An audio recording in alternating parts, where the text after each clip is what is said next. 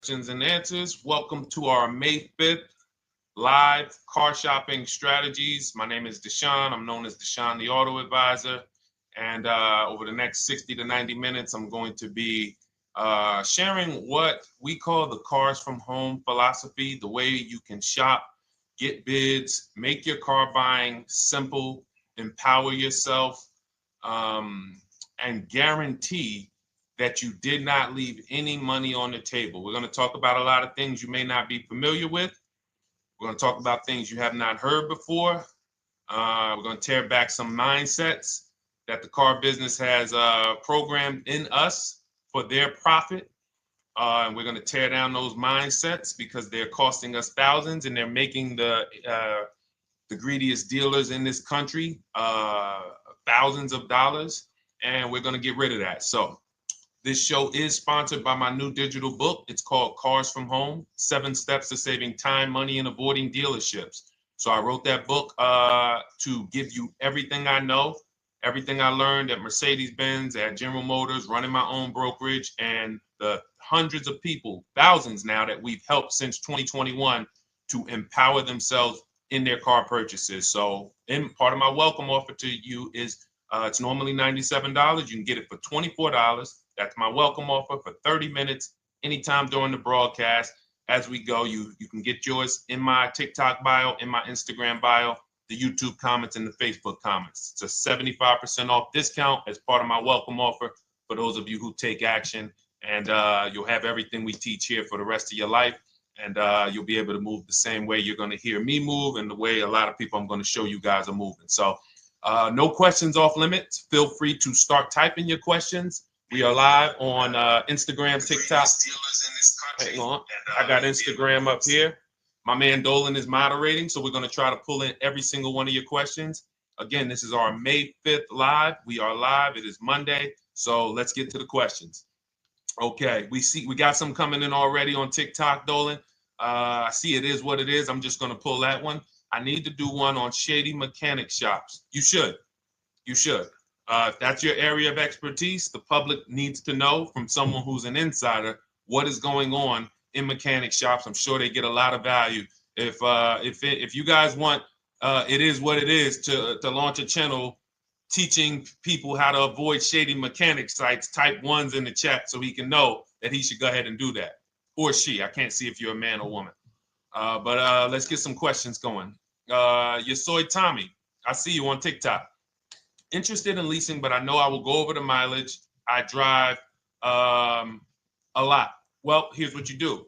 Give you an example. I'm leasing right now. I've never needed more than a 15,000 mile per year lease. So all of my leases have been 12,000 miles. I've never needed more than a 15,000 mile per year lease. Now, sometimes, that was because my family worked a little further from where we lived. We got a 15,000 mile per year lease, but most of the time I'm getting 12 because that's what I need. That's what I use.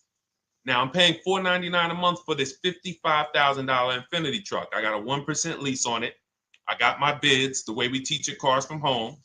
We're big on multiple offers. That's the only way you're going to save the big money and guarantee you got all the money is to get multiple bids. We teach you how to do that. You can do it by phone too. If you want to try to do it by phone, God bless you. We do it through email. We do it through emails and templates, and that's what we do. But I'm paying $499 a month for 12,000 miles. Now, let's just say I needed 15,000 miles. I would have bumped that lease up, and instead of $499, I'd be paying probably $30 more. So call it $530. Now, let's say I'm a high mileage driver at 20,000 miles. That instead of $530, I would probably be paying $620. And there I got my 20,000 miles per year. So the key is, and this is what you'll hear, people will blame the leases for not understanding that they choose the mileage.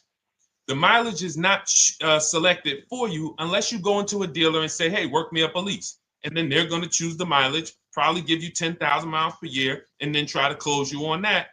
But that's not the way we shop. We're going to shop and we're going to adjust our miles based on what we need. So if I needed 20,000 miles per year, I would probably be paying $620 instead of $499. If I needed 25,000 miles per year, I would probably be paying $680. So I'm just paying, we get what we need and we enjoy our leases. because when we buy these cars and we drive ridiculous miles, we depreciate our cars, we destroy the value, and then we still have a loan on it in a lot of cases for a vehicle that we have destroyed the value in because we put 60,000 miles on it in 3 years. So our loan is moving very slow, but our vehicle's value is dropping through the ground very fast, which is typically how we end up with $15,000, $20,000, $25,000 in negative equity. I used to see it all the time in dealerships, especially when I was in when Uber took off. When Uber took off, year later, 2 years later, 3 years later, we had tons of people coming in with Hondas, coming in with various cars that had 200,000 miles on them, but they still had 3 and 4 year loans left. And, that's just a recipe for disaster. That's a recipe for disaster. So you should not be leasing, though, if you keep your cars 8 years. Some of you familiar with the 8-year rule, you understand. Everyone should not be leasing. I want to make that clear. Some people say, Deshone, you believe everyone should be leasing? No, I don't. If you are not keeping your cars 8 years, then you should be shopping for below market leases. Don't forget those 2 words, below market leases. Because if you're paying what everyone else is paying for their leases, it's not going to make sense. Some of these strategies are not going to make sense. You need to be getting below market leases. And the way we do that is to comparison shop, get multiple offers from dealers, have them compete for our business, and then we get these leases that no one else can get. Great question. So what if I go over 20,000 miles? What do you recommend doing? You choose your mileage wisely. In my book, I have a section called Choosing Your Mileage Wisely. The whole key with leasing is to scope out the mileage you're going to use, and that's what you shop for. If you know you're going to do 25,000 miles that year, you would do 25,000 miles on your lease. But you don't shop this way. We always shop with 12. A problem with leasing is once again, you go into the dealership, you say, work me up a lease. They're going to work you up what they want. They're going to say, hey, put 5,000 down. Who's had that happen? You go and you look for a lease and they tell you how much money you need to put down. Type me if you've had that happen. And again, welcome to everybody. This is our May 5th live. It's Monday, May 5th. Whether you're watching this today or you're watching this later today, because we will be rerunning this for those who couldn't make the show. Tell your friend they can catch it on our channels. But this is our live show. We're live every single Monday through Thursday at 12 noon. So you'll see people who will go and get blessed transition. You've had this happen. This is what you go in. They work you up a lease. Here, you need 3,000 down. Yeah, you need 3,000 plus your taxes and fees. What do you want to do? So that's them customizing our leases. We never want to do this. We want to customize our lease and run it like this, a template. All your leases you get with, ready? 12,000 miles per year. First month's payment only due at signing. That's it. 12,000 miles per year. First month's payment only due at signing. That is how you shop all of your lease offers, because this allows you to now use the 1% rule, which I didn't create. A lot of lease savvy people know about the 1% rule, where your MSRP, I'm going to just show an example of an MSRP, the price on the window sticker. Every lease is going to be brand new, guys, or either close to it. The price on the window sticker is the price we go by, the MSRP, and we're going to divide our monthly payment into the MSRP. And once we get that, the number, that's going to tell us if we got a 1% lease, if we got a 1.5% lease, if we got a 1.8% lease. And what we did was I created the 1.5% rule to know we were overpaying for leases. You don't have value when you lease something over 1.5%. But let's keep it to the point. The point is you're shopping all your leases, first month's payment due at signing, 12,000 miles per year, and then you're using the 1% to 1.5% rule to gauge the value. Once you find your best offer, that's when you go and you say, can you please adjust the mileage down to 10,000 because that's all I need, or up to 15,000 or 18,000. You shop your offers with 12. You find your best offer concerning what value is, 1%, 1.2%, 1.4%. You lock that up, and then you tell them, show me what the payment will be with 20,000 miles per year or 15,000 miles per year. That's going to keep you from walking into these 80% dealers which are never going to give you a below market deal. When they drop their prices, they're never going to drop low enough to beat their competition. That's why their name of the game is them keeping you from checking their competition. And then you avoid these people, you find those deals, and then you adjust the mileage with that dealer. But choosing your mileage is very important with a lease. And that's why you should take 5 minutes, 10 minutes, tally up your lifestyle over the next 3 years, and you choose your mileage that you need. Great question. Let's go, Dolan. I'm getting married today. Congratulations to Ash on Facebook, everybody. Ash is getting married today. Congratulations. May God bless you with a healthy, lifelong marriage. Hallelujah. All right. Angel on YouTube says, can I lease for 36 months, then purchase to have a lower payment instead of buying at a higher payment? Now, what he's asking or she's asking is, I want this new car, but if I buy the new car, then I'm going to have to pay for the new car, in which case it's too unaffordable. So can I lease it first and then buy the difference at the end? Yes, you can. Let's talk about why that's not that financially wise. There are signals, guys, that tell us we are looking at vehicles that are too expensive for us. Signals. Would anyone on here take a 50-year mortgage? Anybody? Anybody? We got some smart people on here. Anybody volunteering for the 50-year mortgage, ladies and gentlemen? Anybody? Come on, somebody.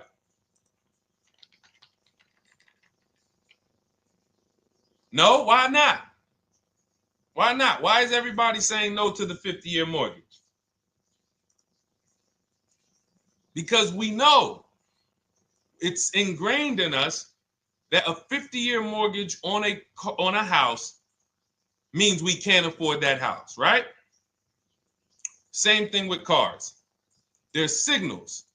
And so when we cannot finance a brand new car and it's affordable, what should we be doing? We should be going to get a pre-owned car. That's what we should be doing. So some of you have the luxury where you could afford both a new version of the car you want, and you can afford a pre-owned version, of course. So you might say, Deshone, I could afford both. I want this car, but I could afford, which one should I get, new or pre-owned? Thank you to the new gifter, Jeffrey Jones. Welcome. The Black King. Thank you so much. Gifter badges. Appreciate everyone who supports this broadcast. Thank you so much. You helped me to keep this information going. So what you're saying is, I could afford both. Which one should I get? In that case, it's a matter of your values. Do you want a brand new car? You want to treat yourself? You only get it every 10 years. So it's like, hey, I only get a new car every 10 years. I'm going to treat myself to a brand new one. Curtis Thomas, thank you for sharing. Or you might say, you know what? I want to go to value play. Even though I could afford a new one, I want to knock 20, 30, 40% off the price, and I want to get me a pre-owned version. So that's the people who could afford both. Some of you, you're like Angel, who like, I want this car, but I can't afford it new. In which case you go pre-owned, because you don't want to you don't want to lease a car 3 years, even if you get a below market lease deal, great lease payment, turn around and buy the difference, because you're typically going to need a 5 or 6 year loan for the difference. Once you get that 5 or 6 year loan, you add that to your 3 years that you leased the car, and you got 8 to 9 years of payments on the exact same car. 8 to 9 years of payments on the same car. This does not make financial sense to pay that long on a car. This is, you can't reach the reward stage where the car is paid off and you're putting money to the side for maintenance and repairs. You know, you got a paid off car, because the goal with purchasing is to get to that long-term ownership where the car's paid off. I don't owe anything on it. You know, I got a couple $100 I put to the side for maintenance and upkeep, but that's all. That car is paid off. I can keep that thing for 15 years. I can pass it down to my son, my daughter. We got an extra car in the family. That is the value of purchasing. So if you have a payment for 8 years on a car, you don't get to that stage. So that's why before I would ever recommend someone lease and then purchase the balance, I would recommend someone purchase a quality pre-owned car and get it at a below market price. Okay, does that make sense? Okay, everything that we're talking about, guys, is in my new digital book. It's called Cars from Home, 7 Steps to Saving Time, Money, and Avoiding Dealerships. Has everything we teach, because the name of the game is learning how to structure your deals. When should I lease? When should I purchase? And then once you have your structure, getting bids on everything to make sure you don't leave any money on the table. When you get bids on everything, you're never going to lose any money on your trade-in, because you didn't just get one offer on your trade-in, you got bids. You're never going to overpay for your interest rate, because you didn't get one offer on your loan, you got bids. You're never going to overpay for the new car or the used car you're buying, because you didn't get one offer on it, you got bids. And that empowers you to control the transaction. That is what we teach. That's in my new digital book, step by step. You can get your copy for 75% off, normally $97, but it's part of our welcome offer for 30 minutes. You got it in my TikTok bio, Instagram bio, YouTube comments, or the Facebook comments for $24. Okay, enjoy it, use it. All right, let's keep it going. I need to buy a car. I want to know how to buy the advertised new the new SUV vehicle for under $10,000 or even under $20,000. I don't really understand the question. Let me read it again. I need to buy a car, and I want to know how to buy the advertised new vehicle for under $10,000 or even under $20,000. Are you saying that's the discount you're looking for, or are you saying that is my budget? Please let me know. I don't quite understand. Go ahead to the next one, Dolan.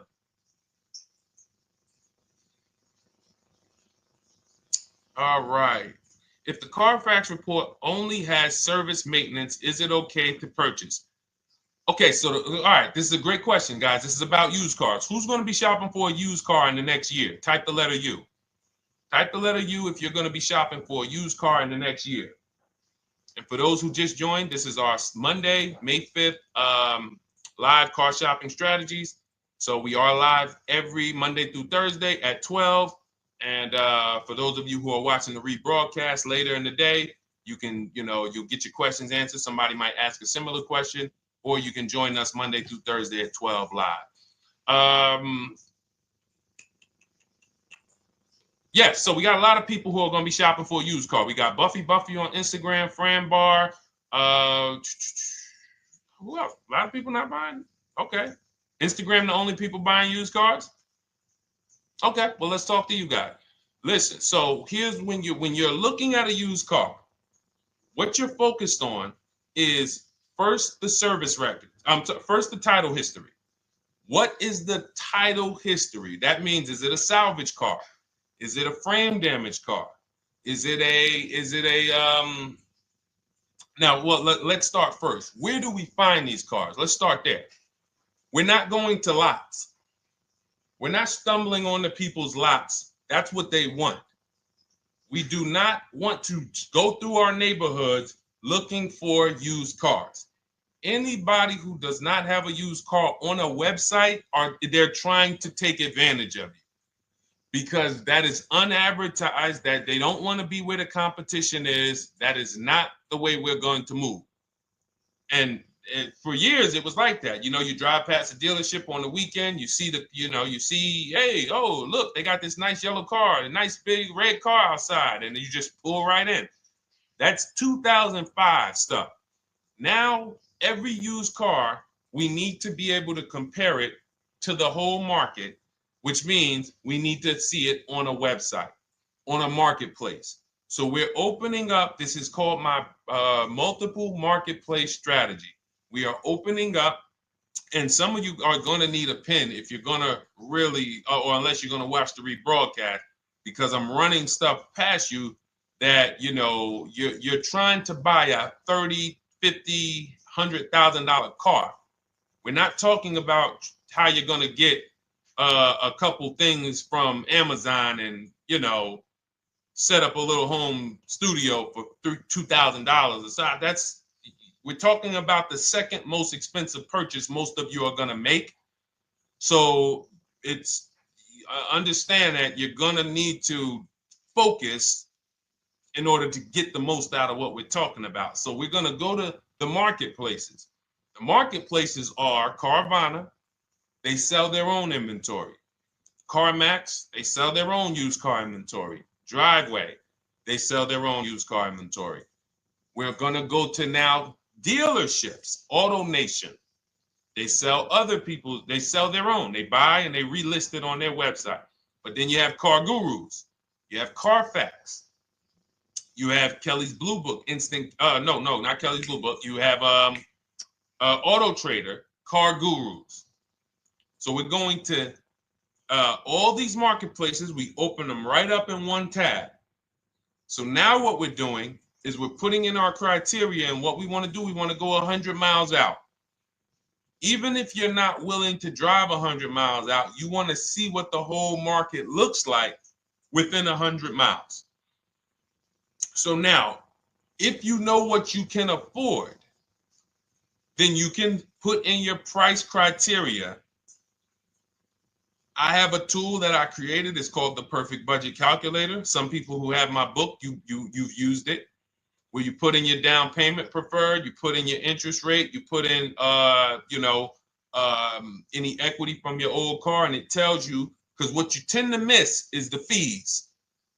That's what you tend to miss. So if you're not using this calculator that we created, you want to add another $2,000 or so, because you got to factor in the fees in that budget. Some of you go out and say, man, I think I could afford $30,000. Then when you find your car, they bump you up to $33,000 because you didn't factor in the taxes and fees. So this calculator does it for you in my book, and everything we use the Perfect Budget Calculator. But if you're not using it, just estimate another, a little higher. Now you put all of that into the marketplaces. Now you're looking for what the inventory is. Now, here's the reason why you must open up all these marketplaces.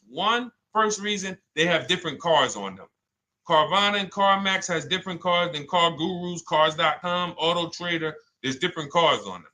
Another reason we need to open it up is because sometimes you'll see one car here on Car Gurus for $31,000, and then you'll see that on Auto Trader they marked it down $2,000. It's $29,000.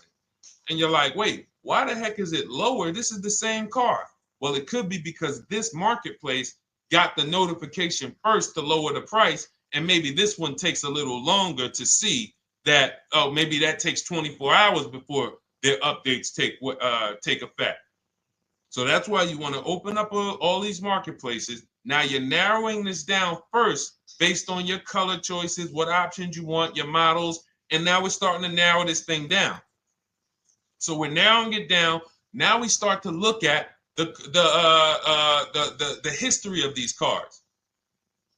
This is the best way to start narrowing down your used car search. Let's now dive into the history. I need the Carfax. Now, some of these websites will give you a free Carfax. Some of them will try to make you buy a Carfax.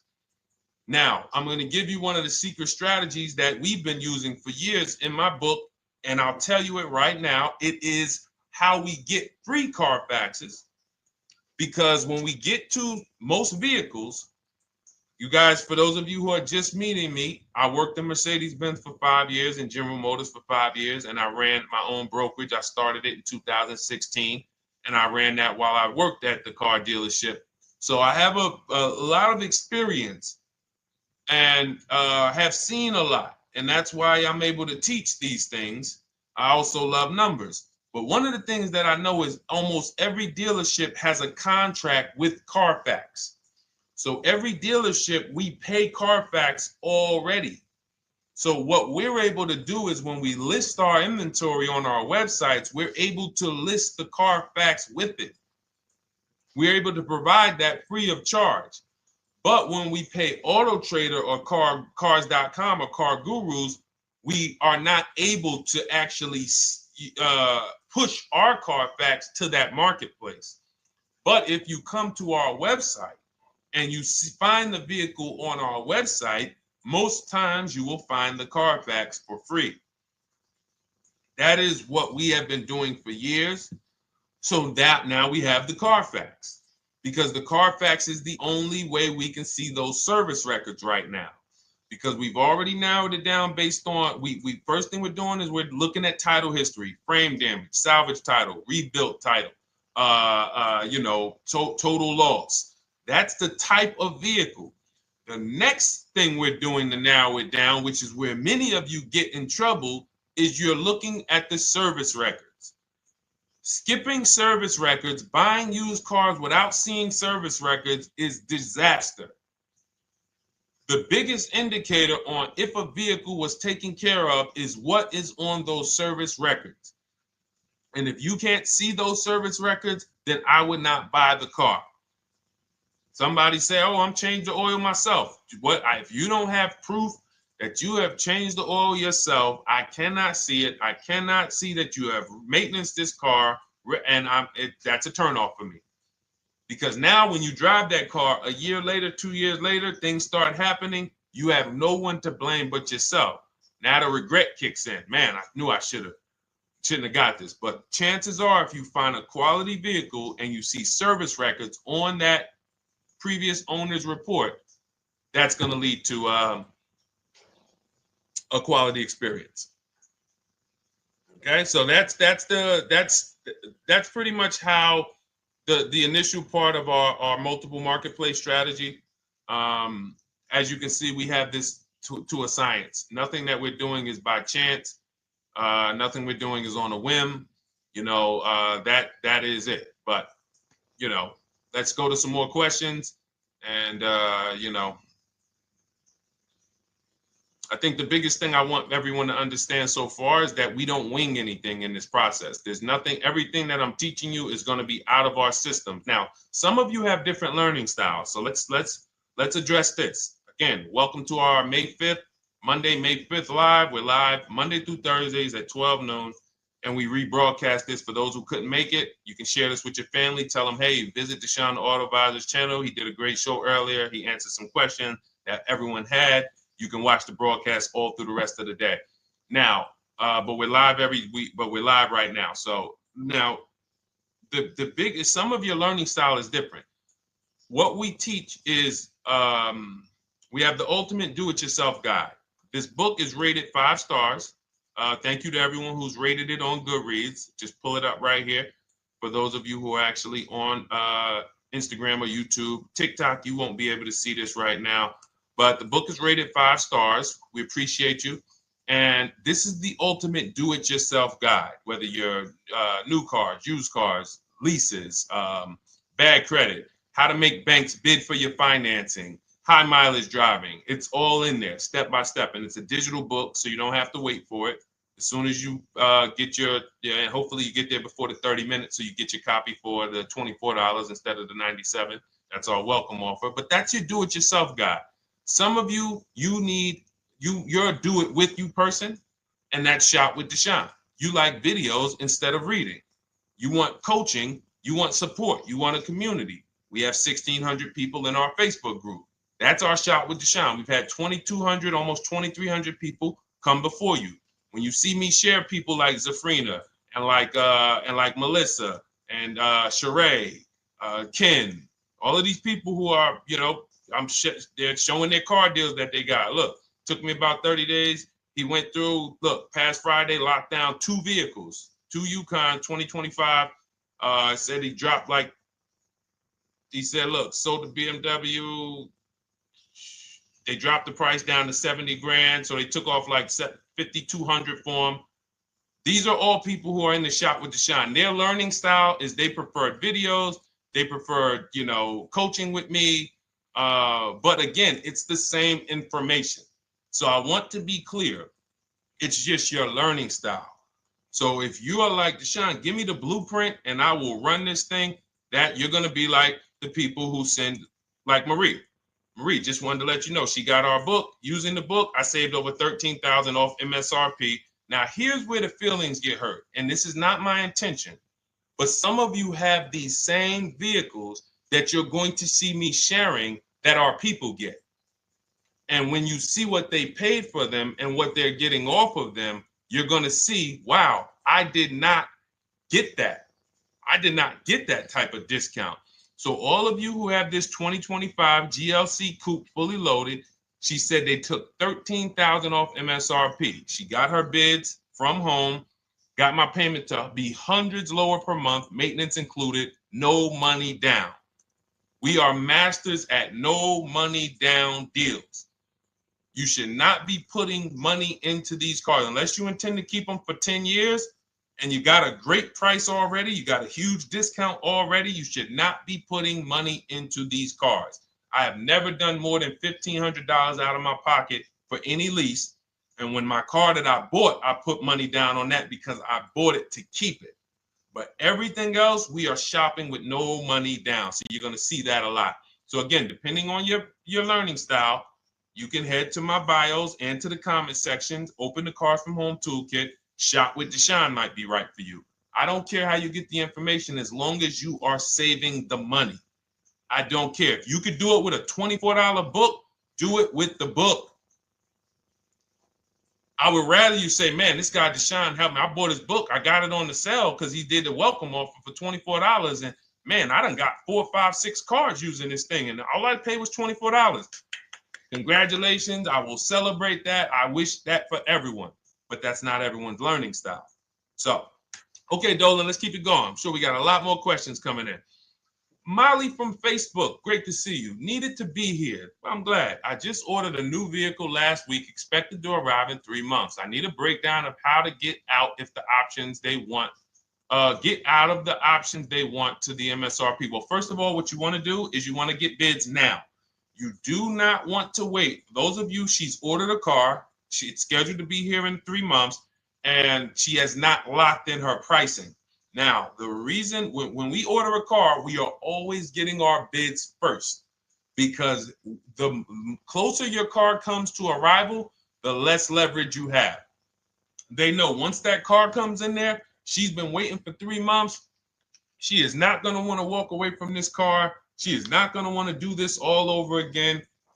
And they're going to probably take a shot and say, or if you look for a discount at that point, you probably are going to be like, no, I'm sorry, we can't give it to you. So what we're going to do is we have to now send that request out. Now, there's 2 ways for you guys to do this, whether you're leasing or purchasing new cars. 2 ways for you to do this. You can do it your way, which is calling around. Calling around, not going into dealers, calling around, ask for sales managers, try to get yourself at least 5 offers. Because the only way you're going to see how overpriced the offers are is to actually get multiple offers. So I'll give you an example. I'm showing you guys on the screen what a market report looks like. So we also have a division. We shop for people's new cars and their leases if they have good credit. So when you see, oh, I tried to pull it up. It's not loading. So what you're going to see, and some of you who've used our stuff, you can testify to this. There is a huge spread between the best price and the worst price. Huge spread. So in order for you to know you actually got the best price, you need to see 4 other offers that are higher. I'm going to say that again. Thank you to all the gifters on TikTok. Thank you, Jeffrey Jones. Appreciate it. You need to see other offers that are higher. So let's go back to my car. This dealer who won the bid for my Infinity truck saved me over $8,000. Now, he said to me when I was making the deal with him, he said he knew that I was not going to find a better offer because he had used a special coupon he had to apply towards the deal. He needed the deal that month, and that's why he won the bid. So he's able to take off $8,000. If I was purchasing, I would have got $8,000 off the price. But I leased it, so my lease payment was $499 a month with $1,270 down total. And $1,270, $499 of that was my first payment. So every other offer that I got, 560, 605, 640, 700, 750. That's how you know you did it right. If you don't have a bunch of the 80%, we call them. This is the 80%. Some of you have heard me say we don't negotiate with dealers with fake fees. It's a losing battle because even when they take off all the fees, they're still super high. I'm going back and forth by email. So if you're using what we teach, you're taking minutes out of your day. You're going back and forth with email. We close deals in 60 to 90 minutes. I'm not inviting anyone to car college. 60 to 90 minutes of emails back and forth. Next thing you know, we're closing a deal.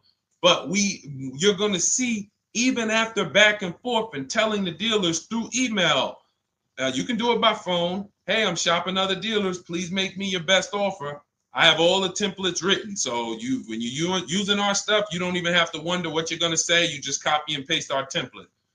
But even after that, you're going to see, wait, these people are still giving me super high prices, even though I told them I'm shopping, even though I told them I'm serious, I could buy the car right now. Even though I gave them every single thing I need to give them to get an offer, they're still $150 a month higher than my best offer. That's going to prove to you that they are the 80%.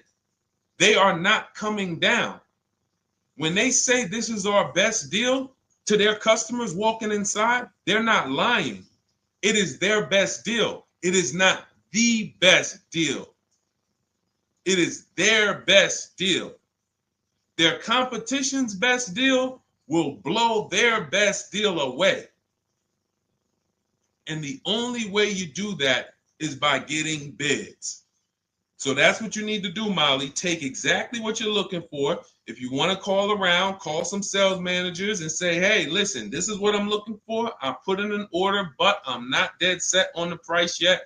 Haven't really gotten, I want someone to lock in a price for me. And hopefully you're purchasing, because if you're leasing, it's tough, because once that lease comes in, you do not know what the lease program is going to be.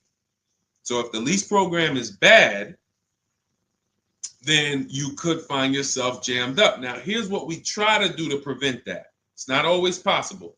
Here's what we try to do.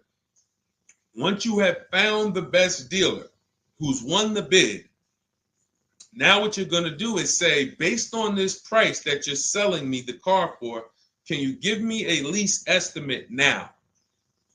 So let's say I'm ordering this Infiniti.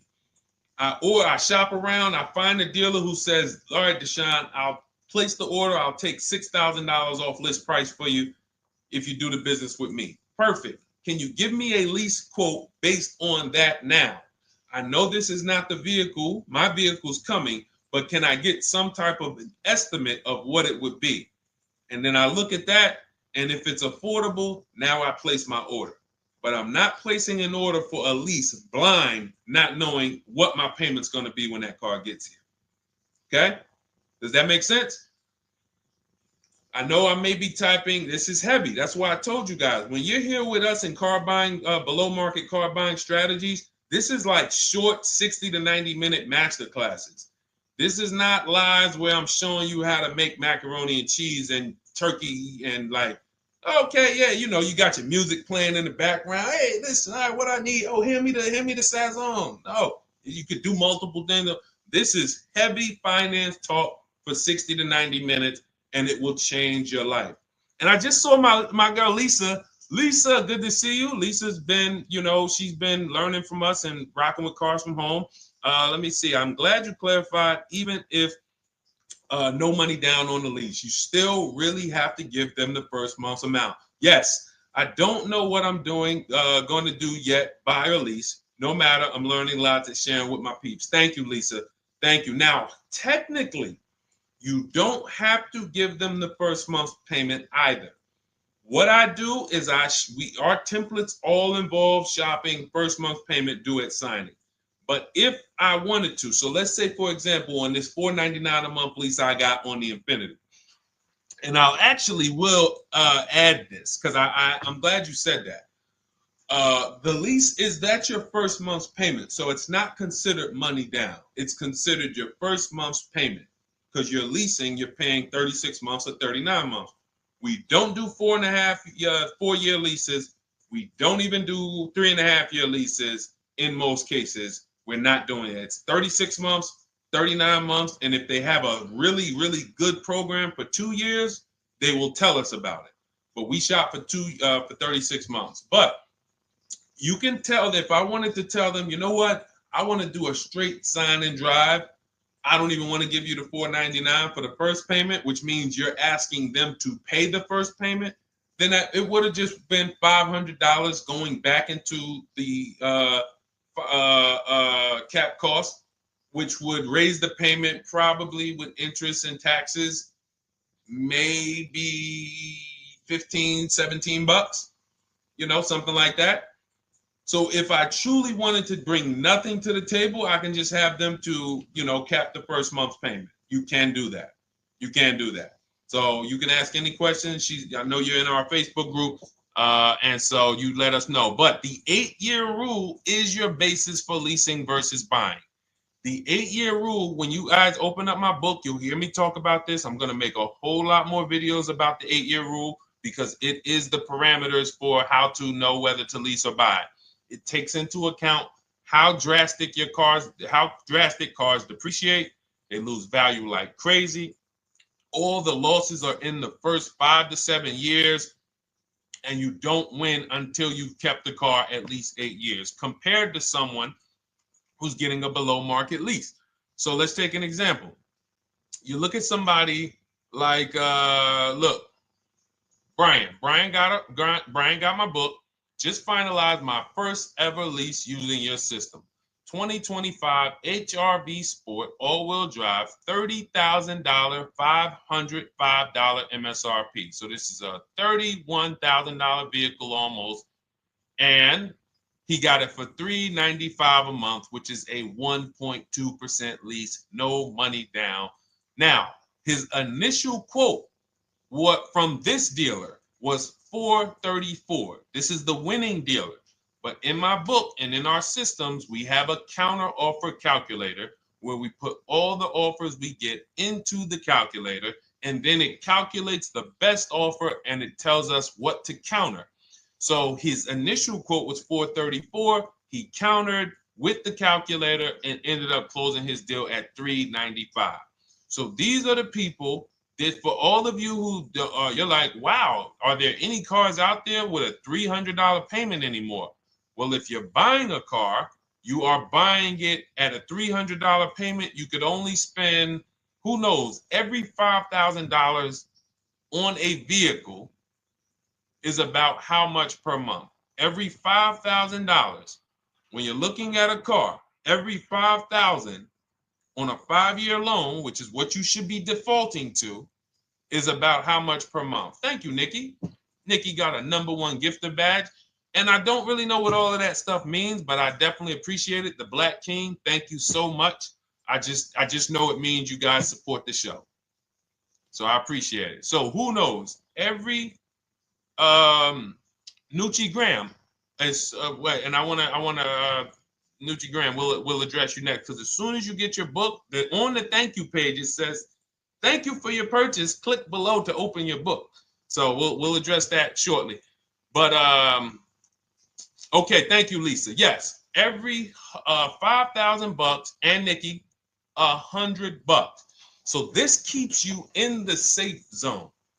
When you are looking for how much loan I'm going to take, you are looking and saying, every $5,000 is going to cost me roughly $100 per month.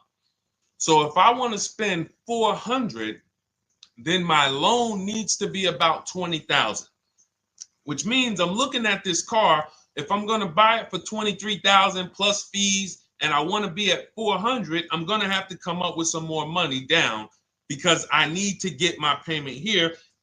I need a $20,000 loan. I'm not going to go in looking at a $20,000 car and thinking, man, can they get me to $250 a month on this? No money down, because the math doesn't make sense. Because the only way they can get you to that is to put you in a 7 or 8 or 9 year loan, which is a horrible deal. And they've done it to a lot of people, because you go in and you just say, get me to this monthly payment. And they're like, well, you didn't say how long. You come in later, hey, man, my loan is, I remember, man, a guy called me, and this is, unfortunately, people are not trained to look at how long their loan is. Early in my career, I think I was still with General Motors, and a guy came in and he had some vehicle, And he was like, D, could you look at this, man, and tell me, because I don't, I'm trying to get out this thing, man. They telling me I can't get out of it now. That's a recipe. You bury yourself when you make these types of moves. They're saying I can't get out. I looked at his contract. It was a 96-month loan. 96-month loan. So he's in a 96-month loan at a high payment. He's going nowhere. And what it came from is him going in and saying, hey, get me to this payment. My payment's affordable, but how long is the payment? That determines what you're paying for the car. So when we say, yo, are there $300 payments out there? I'm showing you. Leasing, there's cars you can drive 30,000 miles, $30,000 cars, beautiful vehicles, payments in the threes when you're shopping and getting bids, and you're finding vehicles with great lease deals. At the same time, on a pre-owned car, that's only going to get you under 20 grand, between 15 and 20 grand. So it's about getting the most for your money. And getting the most for your money, you must take into account the 8-year rule. If I'm not keeping a car 8 years, I should be shopping for a below market lease. I'm not tying up any of my money in this car because I'm not keeping it long enough to have all of that money benefit me. Does that make sense? Type ones if that makes sense. Type dollar signs if that makes sense, because this is about money. If I'm not keeping the car 8 years, then all the money I'm going to tie up in the car to pay for it, to pay off the loan, to do the maintenance, to change the tires, to change the brakes, to change the oil, to change the brake fluid, the transmission, all of the money I'm putting in that car, just normal maintenance. I didn't say anything broke. Normal maintenance over 7 years. I'm not going to keep the car long enough to have that make sense. Whereas had I leased, I'm just below market leases.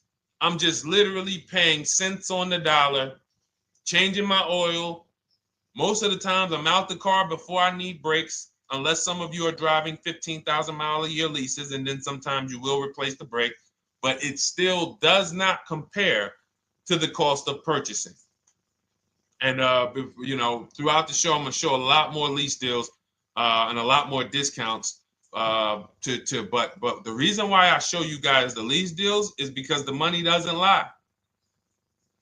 Unless you're just hell bent on paying more, the money does not lie. You can't compare when I was, I'm driving $40,000 cars, my payments have a 3 in front of them, and my friends are driving $20,000 cars and their payments have a 3 in front of them. And those cars are used, need maintenance, warranties done ran out after 4 years. I'm over here driving brand new cars, problem free, and they're paying the same amount or more than me, and they're driving inferior products. And then once they really get tired of the car, they go ahead and they trade it in and they start the process all over again. So it's bad financial advice that the car business never trained on, and they just love for people to be ignorant. But we're not going to be ignorant here. All right, Dolan, let's keep it going. By the way, all of you who just joined, this is our Monday, May 5th live. We are live every Monday through Thursday at noon. So for those of you who may be watching the rebroadcast, we rebroadcast the show all through the day. So for those who missed the show, you can either, or some of you want to tell your friends, oh, hey, you're shopping for a car, go watch this show. And we'll rebroadcast this show all through the day. And we rebroadcast all the episodes through the weekend. So for those of you who didn't have time, you're, man, I want to catch up on all the shows, all the questions that were asked. We'll rebroadcast those through the weekend. But we are live every Monday through Thursday between 12 and usually 1:30. You can have your friends and family tap in. You can bring your questions, and we try to get to as many as we can. All right, Dolan, let's keep it moving. Let's get to some more. What are the companies for loans? Well, there's a lot of them. First thing you want to do is, so we teach something called the bank bidding war. This is a question, because here's my question to you guys. Where do you get your car loans from? Here's my question to you. And I'm going to tell you how we should change the answer, because I know what some of your answers are going to be. Where do you get your car loan from? Some of you are going to say my bank. Some of you are going to say the credit union. Some of you are going to say the dealership. But all of those are not the answers we want to go with anymore. Here's the answer. You got it, Nikki. I love Nikki. Whoever gives me the best rate. That is going to be the answer moving forward. If you're using what we're teaching, that's your answer. Whoever gives me the best rate. In other words, whoever wins the bid. So what we're doing is we are not just going to our credit union and having them run our credit, give us a rate, and now we going out and we're shopping with a check in hand and we're shopping with our back against the wall because the bank says, well, hey, you know, your pre-approval expires May 17th, so you hurry up and find a car or you're going to have to come back and run your credit again. Now we're over here and our bank is putting our back against the wall. That's ridiculous. So what we do is we use what you should do is you should look at the average interest rate. If you have average credit, look at the average interest rate, and then you use that to budget. Again, I have a calculator that we invented. It's a proprietary calculator. You can't find it on Google. It's in my book. It's in our course, Shop with Deshone, in our checklist, our video checklist. This is stuff that, again, we don't, if you notice stuff that I teach, it's not anywhere. Deshone, why can't I find an 8-year rule on YouTube? It's because it's Cars from Home. We created it. I can't find the 1.5% rule. No one else teaches that because it's our intellectual property. We created it. I don't mind people saying it, but they need to understand we didn't find this stuff. We created the stuff. So calculators, we invented them. So this calculator you take this interest rate, but even if you want to use a standard payment estimator calculator, you can take just what I said. Remember, add a little bit more for the fees, because that's what you're not taking into account. The fees, the taxes, and that's where we get in trouble. My calculator, our perfect budget calculator, does that for you. So now you want to look at the average interest rate. Type in average rates for cars. Use that for your budget, just so you can know about how much car I can go and get. So between what I told you about the $5,000 being $100 a month, and that last part about, adding a little bit more and using the average interest rate, you should have a good gauge on a range of car to go and shop for.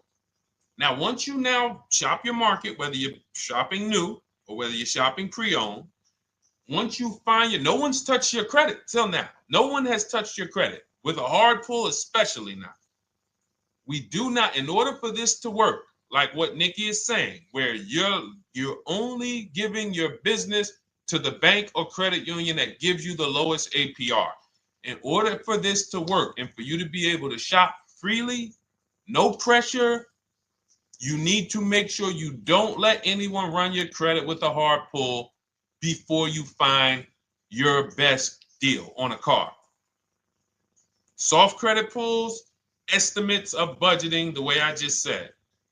Now, you go out, you find your car, whether it takes you a week or a month or 3 months. Bang, I found my car now. You lock the car up, put it under contract, you leave your deposit. You never, ever. How soon when you get a car does the dealership want you to take it?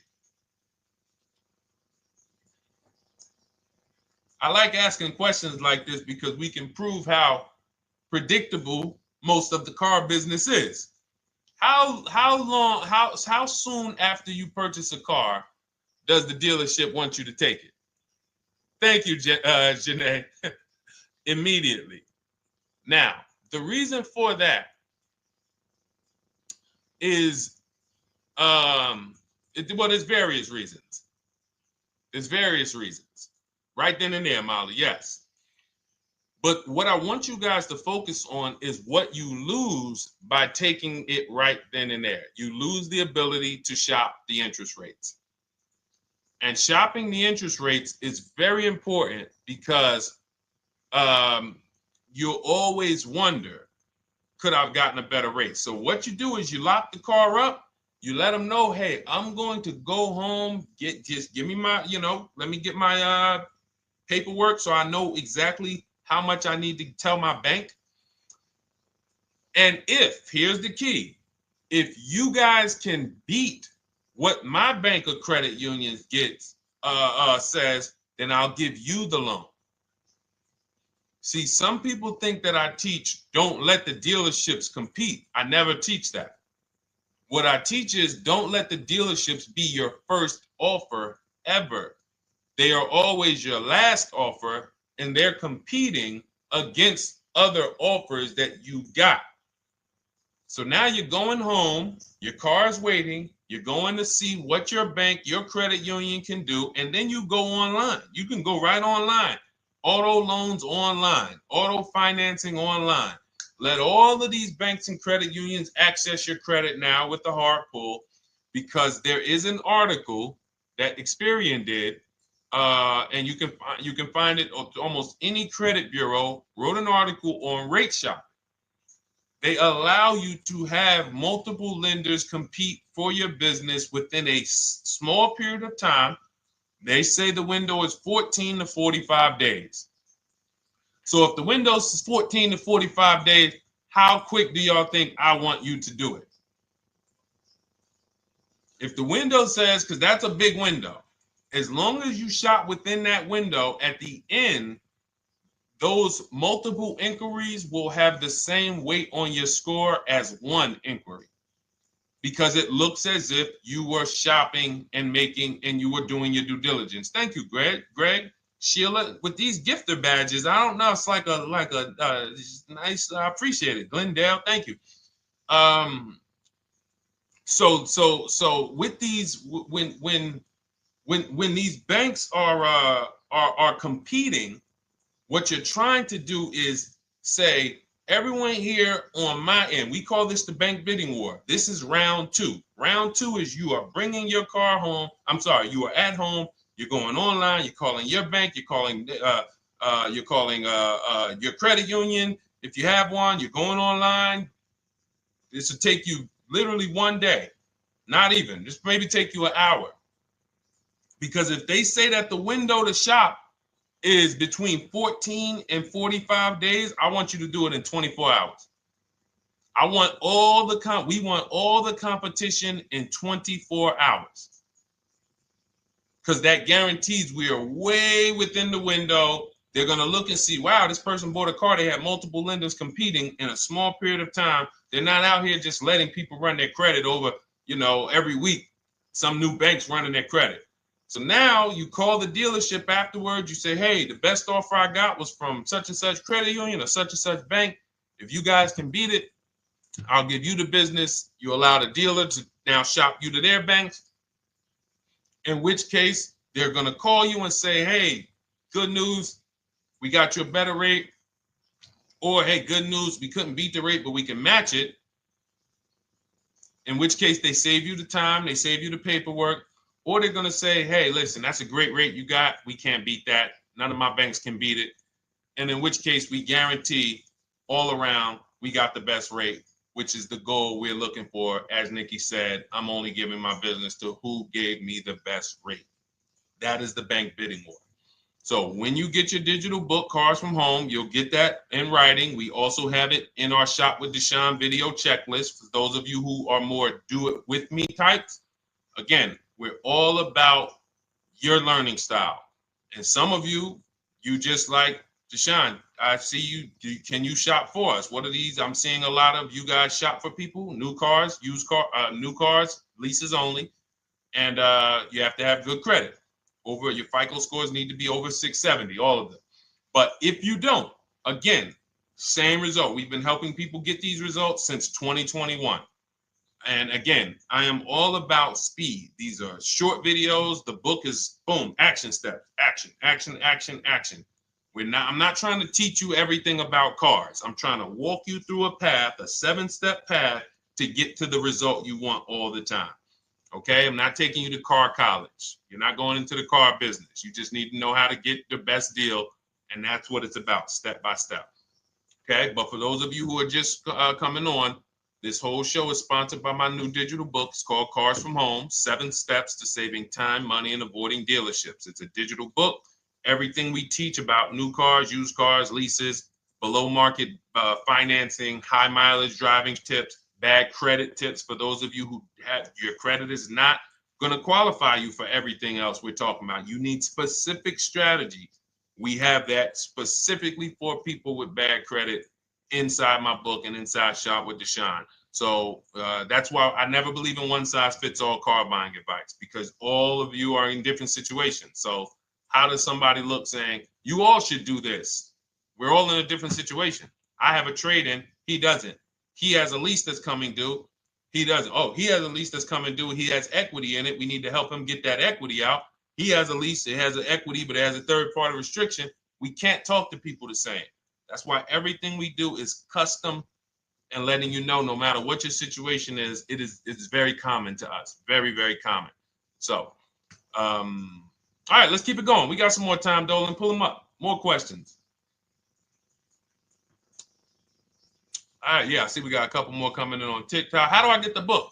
Well, the book is in my TikTok bio. In my Instagram bio, there's a website there. It's Cars from Home Toolkit. And then you'll see the welcome special for $24. So the book is normally $97, but as part of our welcome special, you got 30 minutes to get yours for $24. So you won't pay the $94. You get 75% off. We also have a link for you guys on Facebook and YouTube in the comment section so you can get your copy. And if you're going to spend a couple more minutes with us, I would appreciate if you share the broadcast with one person that you care about, so that can help. We can help get this information out, and we can help change lives. If you didn't receive your ebook, well, first of all, as soon as you purchase your book, you're going to see a thank you page. It says, thank you, screenshot this page, and then it says below, click the link below to open your book. So you actually get the link to open it as soon as you make the purchase. And then I say, I also emailed you a copy. So sometimes people type their email in, one letter's wrong. Obviously, we can't send a book to an incorrect email, which is why I have my support team's email right on there, so that if you don't see that book within 5 to 10 minutes, you email my support team, hey, I didn't get the book. They'll get you the book right away. So as you can see, I want you to, Dolan, can you put up, do we have anywhere with, we can put up the support team's email for this person, and just send an email to support. There you go. Thank you so much. Support at Deshone the Auto Advisor. Thank you, Dolan. Best moderator in the world. All right, so shoot them an email. Just let them know. Give them your first and last name, and they'll check the record, make sure that we have a purchase from you, and they'll send you your book right away, so you can dig right into it. Okay? All right, let's keep it. We work with clients all around the country. What I'll start doing, I wanted to bring some on here today, but I can't load them up. The system is showing an error. So I got a lot of people. I always bring tests. I always like to show results. So, you know, I'm a results person. So you'll see a lot of people that I share. Brian, who has our book, and, you know, his lease, Marie with her $13,000 off. All of these people made deals from home. They were not in a dealership negotiating this. You got, look, Frank, I bought your book, used your system, and just closed my deal and have positive results to report. I love when y'all email me, by the way. Like, please continue to do this. A caveat is I wanted a just released 2026 Genesis G70 Advanced, and there are no incentives. I could have gotten incentives on the 2025. However, I wanted the 2026, and I was willing to pay. So even with high demand cars, even with cars that are rare, this is the situation. I reached out to 20 dealers, and I received 9 offers for 36 months, 12,000 miles on a $58,000 MSRP. The initial offers range from $1049 to $901, with everything in between. I counter offered using the calculator that we have, and closed the deal at $815 on a $58,000 MSRP. That's a 1.4% deal. Now, mind you, that on a vehicle on a 2026 with no incentives, which means every bit of that was the dealer taking off money for him. He probably had to get at least $5-6 grand off to have that deal come in the 8s, when other dealers were quoting him 9 up to 10 and, you know, mid $1,000 range. So, you know, but so I show the book testimonials. I show my Shop with Deshone testimonials. But I want to start bringing these market reports so you guys could actually see that's our team shopping all around the country. And that allows us to stay, we're able to just stay on top of the market, like from state to state. It proves like this stuff is not, oh, if you're in New Jersey, the deals are better. Yeah, if you're in Florida, the deals are better. If it's California, we don't have deals out here. All of this stuff is not true. And thank God we have people using the Cars from Home systems, be it by book or be it by our video checklist, or be it us shopping for people all around the country where we can tell you beyond a shadow of a doubt. I can show you market reports from Texas, from Oklahoma, from South Dakota. We did a deal for a Mazda, a South Dakota deal, Nebraska, California, Florida, Georgia. We're shopping for people all around the country. And there's great deals everywhere in the country when you know how to make dealers bid. Because you're always going to find that 20% dealer who just wants to beat their competition. They're the best in the region. And you got to go out to find them. You got to have a system to find them. Because most of the dealers are not them. Most of the dealers are the 80%. That's just the way it works. It's a numbers game.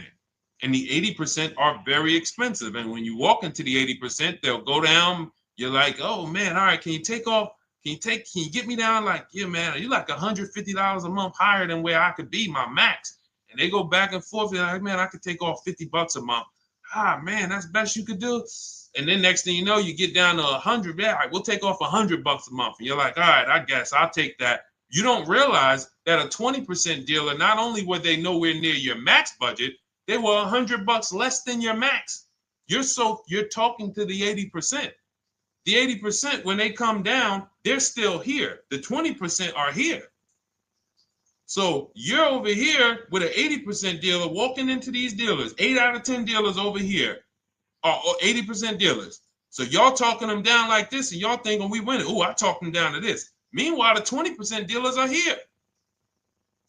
20% dealers will launch a bid. We gotta cut. Oh man, if this thing wasn't broken, tomorrow's show, I'm gonna bring on a lot more market reports. We got dealers who come right out. We getting offers 700, 790, 820. Dealer come right out 650. Boom, blow everybody away. Like, oh, let's go. We got a winner. Looks like we got a winner here. That's it. And then it becomes fun. As you can see, this is fun for us. When you change the way we shop, you shop and you start to you're going to be the prize. You're going to be the prize. So anyway, let's keep it moving. For those of you who have gotten your book, I look forward to you using it, empowering yourself, having these same results. For those who didn't know about the book, it is a digital book.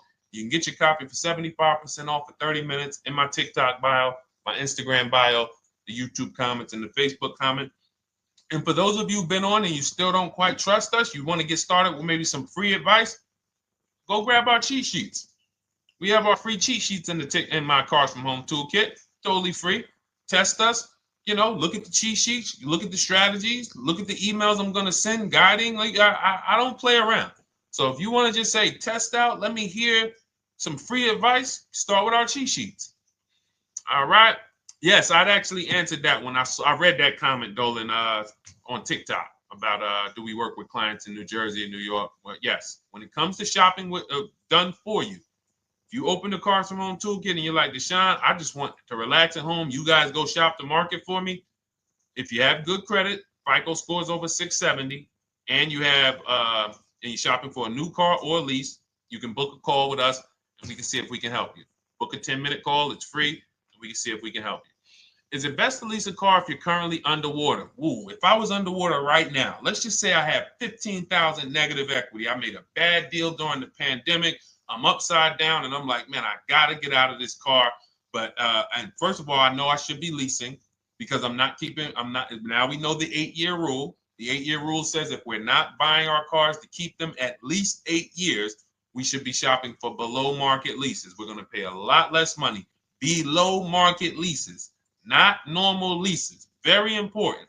So what I'm going to do is I'm going to actually right now look for an electric vehicle that I could lease because some electric vehicles right now, we're getting under 1%. We're getting 0.88% leases. We're getting 0.79% leases, because if you do your bidding, you're going to see. Now, again, if you want to call around for your multiple offers, you can do that. I'd rather you call around than to do what you've been doing. I'd rather you, with your new cars and your leases, call around before you walk. That's better than what you've been doing. But if you're like, Deshone, I don't want to talk. I don't want to wonder what I'm going to say. I just want to copy and paste. That's the Cars from Home way. Either way, you get your 5 offers, and you're going to see now, my best offer on this $40,000 electric car might be $320 a month. So I'm now driving a $40,000 car. If I didn't have my negative equity, then I would be driving it for $320. But now I got to bring this negative equity over. Now, the reason why you want to look at these electric cars for this is because if you try to bring a bunch of negative equity over, what ends up happening is you're now messing up the loan to value ratios, and the bank won't approve it. So you might go in and look at a $40,000 car, and now you bring this 15 grand of negative equity, and the bank is saying, we're not going to loan $55,000 on a $40,000 car. We're not doing that. So that's when they'll say, some of you may have heard this before, you have to put money down. They'll say, we can't get you approved unless you can put $3,000 down, $5,000 down. You have too much negative equity, and the bank is not going to approve it all. But when you get your bids on some of these electric cars, you're going to get $10,000, $15,000 off. And this is specifically what I would be looking for. I would be looking for the electric vehicle that when I get my bids, I'm saving 15 to 18 to 20 grand off. And if you guys don't think that's possible, you haven't been here for long. You know, this is Milligan. She bought her Mercedes EQE last year. She literally, MSRP of her car was $79,245. She got almost $30,000 off the vehicle. Almost $30,000 off the vehicle. $51,359 is her price. $79,000 vehicle. She got it after rebates, after discounts, after everything. $51,359. So you take a vehicle that you can get a huge amount of money off, then you bring your negative equity over. So now that payment goes from $320. Yes, it might go up to $575 or $600 even. But I know I'm in a nice car now.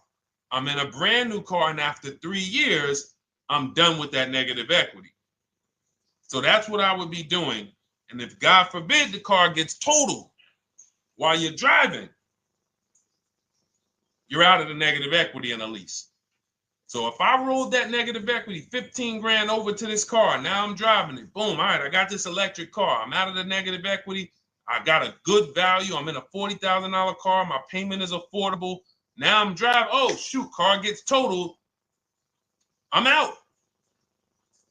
I can go get me another car now. I can go and get the same exact car, but I can get it for $320 now. So, you know, that actually is the reason why people commit insurance fraud and total their cars or get them stolen intentionally. But no, that's just something to keep in mind. Something to keep in mind. Because most of you, when you start leasing, you're going to see that was my reason for negative equity. That was my reason I kept having negative equity, is because I wasn't leasing. And that was the reason I was paying more money for cars than I should have, because I wasn't leasing. And again, the key is getting below market leases. You walk into a dealership and say, work me up a lease, you're not going to have these payments that, you know, we're talking about here. It has to be below market leases. That comes through multiple offers. Only way. All right, let's keep it going. A lot more questions. No gap then. Is that your first time leasing? Well, no, we'll get to that. I see it's a little conversation happening on TikTok over here. By the way, everyone, this is our Monday, May 5th live. We're live Monday through Thursday. Tell your friends, please. I would love for those of you who are going to keep joining us to see some friends tomorrow, family members tomorrow, co-workers. When you are at work, when you're talking to people, if they say they're car shopping, I would love for you to invite them to our live shows Monday through Thursday at 12. And if they couldn't make the show, we will rebroadcast each episode for the rest of the day. So after today, after we end the show, if you guys want to refresh on some things or you want to whatever, you want to send people, we will rebroadcast this episode for the rest of the day. And then on the weekends, we put together a weekly compilation. We broadcast them all just for the people who couldn't make the live shows. But every Monday through Thursday, we are here. And yes, happy Cinco de Mayo to you too, Nikki, and to everyone who celebrates. All right, what do you think about waiting till December month, mid-month to buy a vehicle? I do not. Dealers need cars to sell before that. It's a myth. All right, we're going to dispel a myth, okay? When have we been taught that the best time to buy a car is? Thank you to everyone running up the likes on TikTok. We're at 3,400 likes. Every time you hear something you like, you double tap the screen. That makes a big difference. It sends a message to TikTok that we're doing something good over here. Okay, end of the month. Yes, sweet now. End of the month. So we're gonna peel, like I told you guys when we started the broadcast, right? We are gonna, yes, Molly, last day of the month, right? So this is what we have been taught. Last day of the month, come on in. That's where your deals are, right? Let's look at this logically.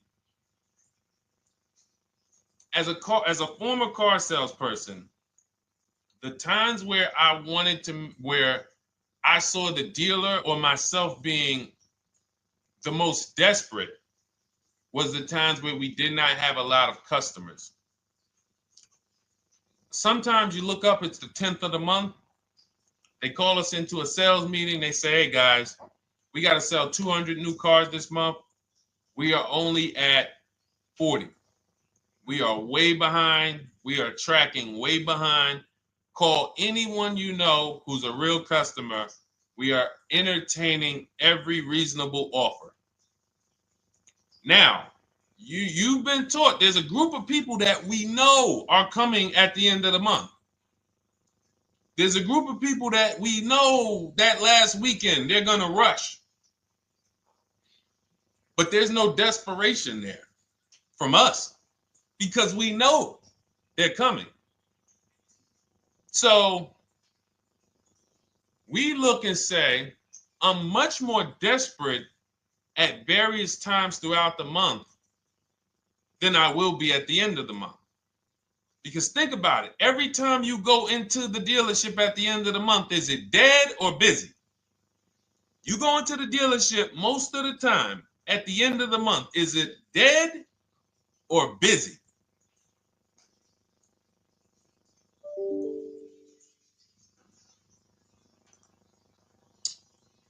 Thank you. It's a zoo. It's a zoo. Customers everywhere. That means all the car salesmen are not worried about making a deal. In fact, they're looking at you and saying, hey, Molly, thank you. Listen, I know you, look, I know the payment's $780 a month. I know you said you wanted to be at $499, but, we've been going back and forth. Can you work your way up, get closer to the $780? Because they know now we can take a shot. Because we have some other customers behind you, Molly. Did you see the people walking out? These people just walked out. They're mad. We don't have enough salesmen here. We got people waiting 40 minutes to speak with somebody. Do you think you're getting the best deal when that's the energy? Yes or no? Let's just be honest here. See, you might forget some of the lessons that we teach if you don't have our books and if you're not in our video checklist and coaching. You might forget some of the lessons, but hopefully you won't forget the stories. So you walk in the dealership at the end of the month, the place is a zoo. It's people everywhere. They're ringing bells. They got the big clown, donuts around. Hey, you want a donut? Do we think there's desperation? Thank you, Sheila. Thank you, Molly. There's no desperation here. And they don't magically wait till the end of every month to hit their numbers. Some dealers hit their numbers at the 25th of the month. Numbers are hit. We still got people coming in end of the month.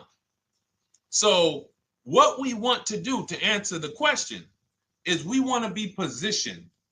What I like you to do, for those of you who are in an emergency situation, you need a car in a week, in 2 weeks, that's fine. Everything we teach can guide you. We've had people who got their cars in 3 days. Like that's not something that is let's see. This is my second go around, much easier, more relaxing experience. Calculator definitely helps. Turned in my CRV, got a 2022 Marcus, some dealers wouldn't do. Somebody, I wanted to read you somebody who got their car in like 3 days, 5 days. That's normal. Again, like I said, we're not taking you to car college here. Like you know, our step-by-step programs can get you to your cars in less than a week, 90 minutes. But you don't want all your car shopping to be emergencies, because here's where you want to be. You want to be able to say no for up to 3 months. Reason is, there's a group of people that walk into the dealerships. They're there right now. They're desperate. They're giving off desperate energy. They can't say no. They back themselves into a corner for whatever reason. If their leases are up, maybe they don't know you can get an extension. If your lease is up this month, you can call. You can get yourself an extension for 1 month. Some leases will be extended up to 3 months, up to 6 months. Those of you who have cars and you're like, Deshone, I'm shopping for a new car, but I don't need it. I just, my car still got some life to it, but, I want to look for something new. This is a position of power to be in. This is where you want to be. You want to be able to say to yourself, all right, let me look at the offers this month in May. All right, I'm going to follow up next month because the offers change. The used car market changes. The lease prices change. The dealer desperation, it changes. I'm not letting tariffs push me into doing something and making a bad deal. I'm not doing it. I'm not worried about tariffs coming, because there's going to be deals no matter what. If the prices of the new cars go up, what happens to the prices of our used cars that we're going to be selling? See, that's how we really won during COVID. Some people who've been with me since 2021, that's how we were winning. My man John Shaw, he was one of the first people. David Isaacs came in, got his BMW. Yes, the lease prices were slightly higher back then. We were still getting under 1.5. We were still getting 1.4. John got a 1.2 on a Jeep Wrangler, but we were selling our old cars for 8, 10, 12 grand more than they would be worth today. So even if the new car market goes up, we know how to maximize the prices of the cars we're getting rid of, and we're going to offset it. So we want to position ourselves to be able to say no. That is the strength. That's the leverage where we can say, you know what? All right, I'm going to follow up next month. Now we're telling the dealers right up front, hey, call me. I'm good between now and June 18th. I'm good between now and July 20th. So now what those dealers say is, okay, this is a serious customer. By the way, we have all this in templates in my book. You fill out the template, you fill in, here's the day you can buy a car. This is your deadline. When we blast it out, these are things you can call dealers and you can tell them, hey, I'm good between now and anytime before the summer. Call me if you get a black one with the red seats and this package in it. If you want to call around, you want to do it that way, you could do that. But what you're letting them know is, call me when you want to make a deal. I can make a deal today. Let me see the numbers today. Great. All right. If sometimes you'll see that a car is a little bit out of the range we want it to be in, you might say, man, I'm looking for it to be around, 505. This thing's coming in about 550. Okay, maybe I'll check next month, see if the program gets better. You might say, all right, dealers are saying to some of you shopping for cars that maybe every dealer is not going to have it. When you reach out to the dealers, only 5, 6 dealers have it. But they say, hey, I got something coming in May. I got something coming end of May, June. Is that good for you? See, they're desperate customers. They can't say yes to that because they back themselves into a corner. But you guys now operating with a 90-day shopping cycle. If a deal comes today, I'm jumping on it. But if you got something coming next month, I'm jumping on that. Call me when you're desperate. Call me when y'all have that meeting. Hey guys, we're way behind. Listen, we need a deal. I'll take any deal right now. Hey, is that person that Sheila McCauley, you know, that last month, her number, we couldn't make that deal last month. Did she get a call yet? Hey, Sheila, did you get a call yet? No, I'm still waiting. Okay, great. We can get to your number now. Perfect. Thank you. Positioned. So we want you to be positioned when you use what we teach, whether it's the Cars from Home digital book, whether it's the Shop with Deshone. For those of you who are like, Deshone, let's do this together. I want the checklist videos. I want coaching. I want to be able to pop into the Facebook group, ask around. We can't give you that for $24. No author can give you the support. I got tons of books. Dare to Be a Man, In His Steps, Tony Robbins' book. None of these authors can give me support for the price I paid for their book. That just can't happen. But some of you are like, you know what? This is a big investment. I want to make sure I have access to, you know, systems for life. That's the Shop with Deshone done for you video checklist. And then you got coaching direct with me in our Zoom calls every first and third Wednesday. Twice a month we do. And then we got our private Facebook group with 1,600 people. And then some of them are sharp as me. I'm telling you, let's look at, you know, y'all know I brag about Rosalie. If you like Rosalie, if girl got 4 cars in within a year, you know. Her first car was the Infinity. She got her Infinity truck.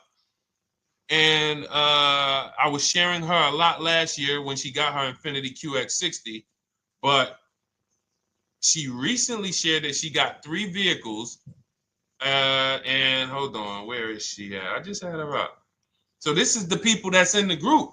Like, look, 3 vehicles. Big shout out to Deshone the Auto Advisor for making these incredible deals happen. 3 new leases for my sons with only first month's payment down. She got a Nissan Rogue, almost $37,000 vehicle, $399 a month, no money down. Mazda CX-30 Sport, $28,000 vehicle, $28,300, $339 a month. That's a 1.2% lease.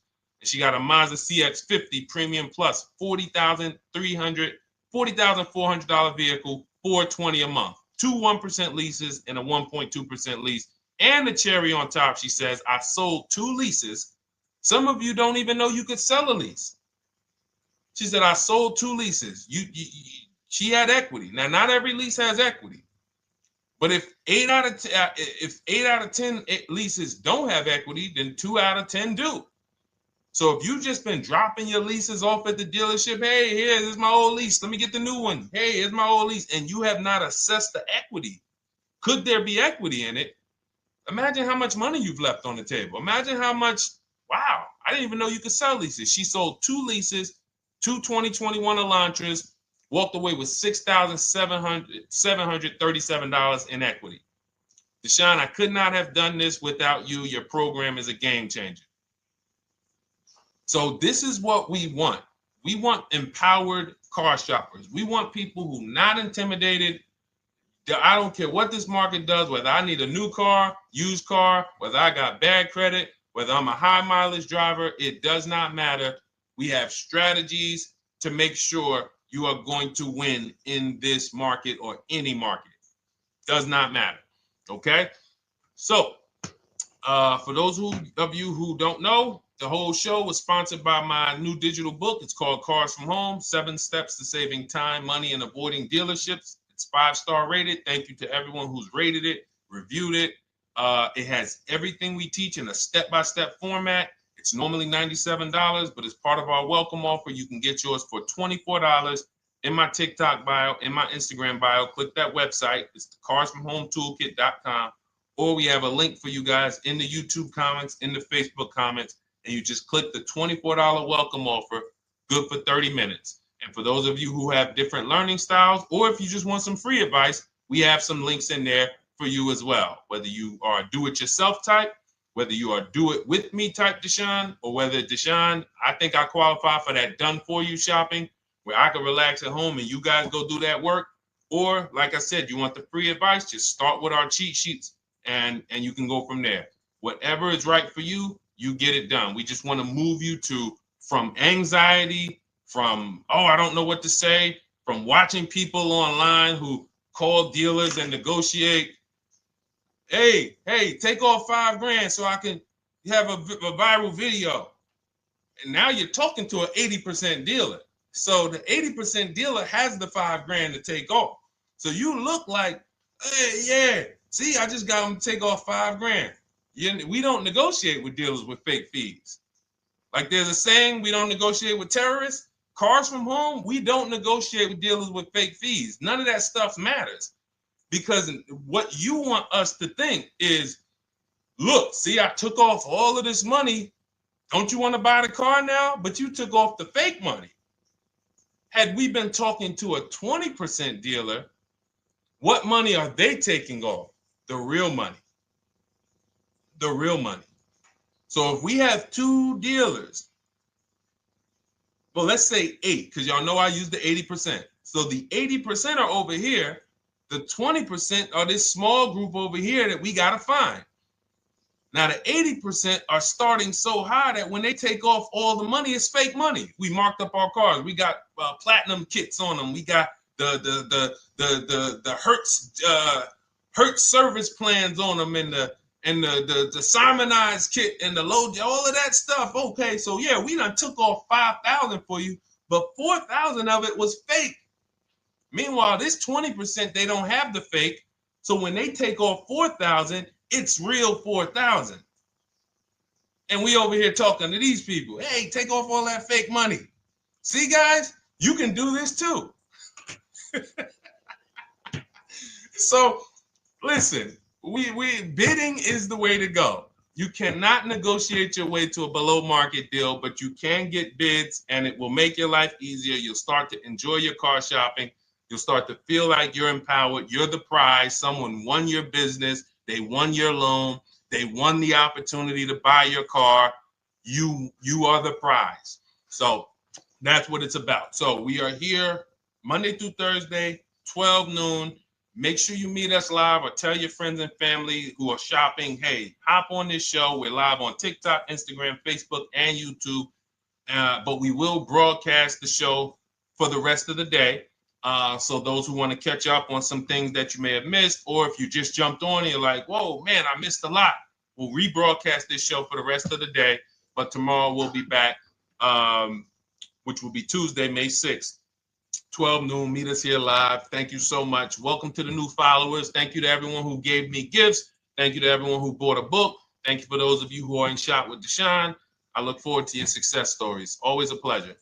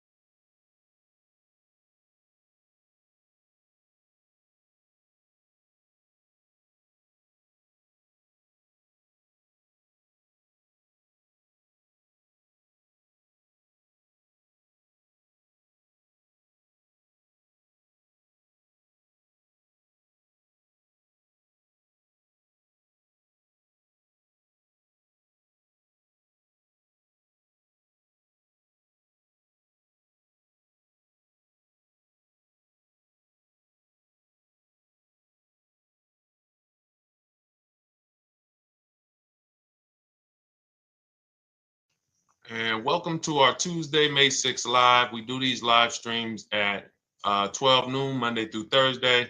I am your host, Deshone the Auto Advisor. And for those of you who've never met me, I have devoted the last 4 years to teaching people how to get the best deals on cars and to learn all the mistakes that the industry, the car industry, would love for you to continue making, because they make a lot of money when you make mistakes. And so what we do here is we really just do questions and answers. I will teach on various topics that I feel are widely misunderstood, like the subject of leasing. And some of you who are new here, if you've never been here before, could you type a 1 in the chat if this is your first time on a stream? We do these streams about 60 to 90 minutes.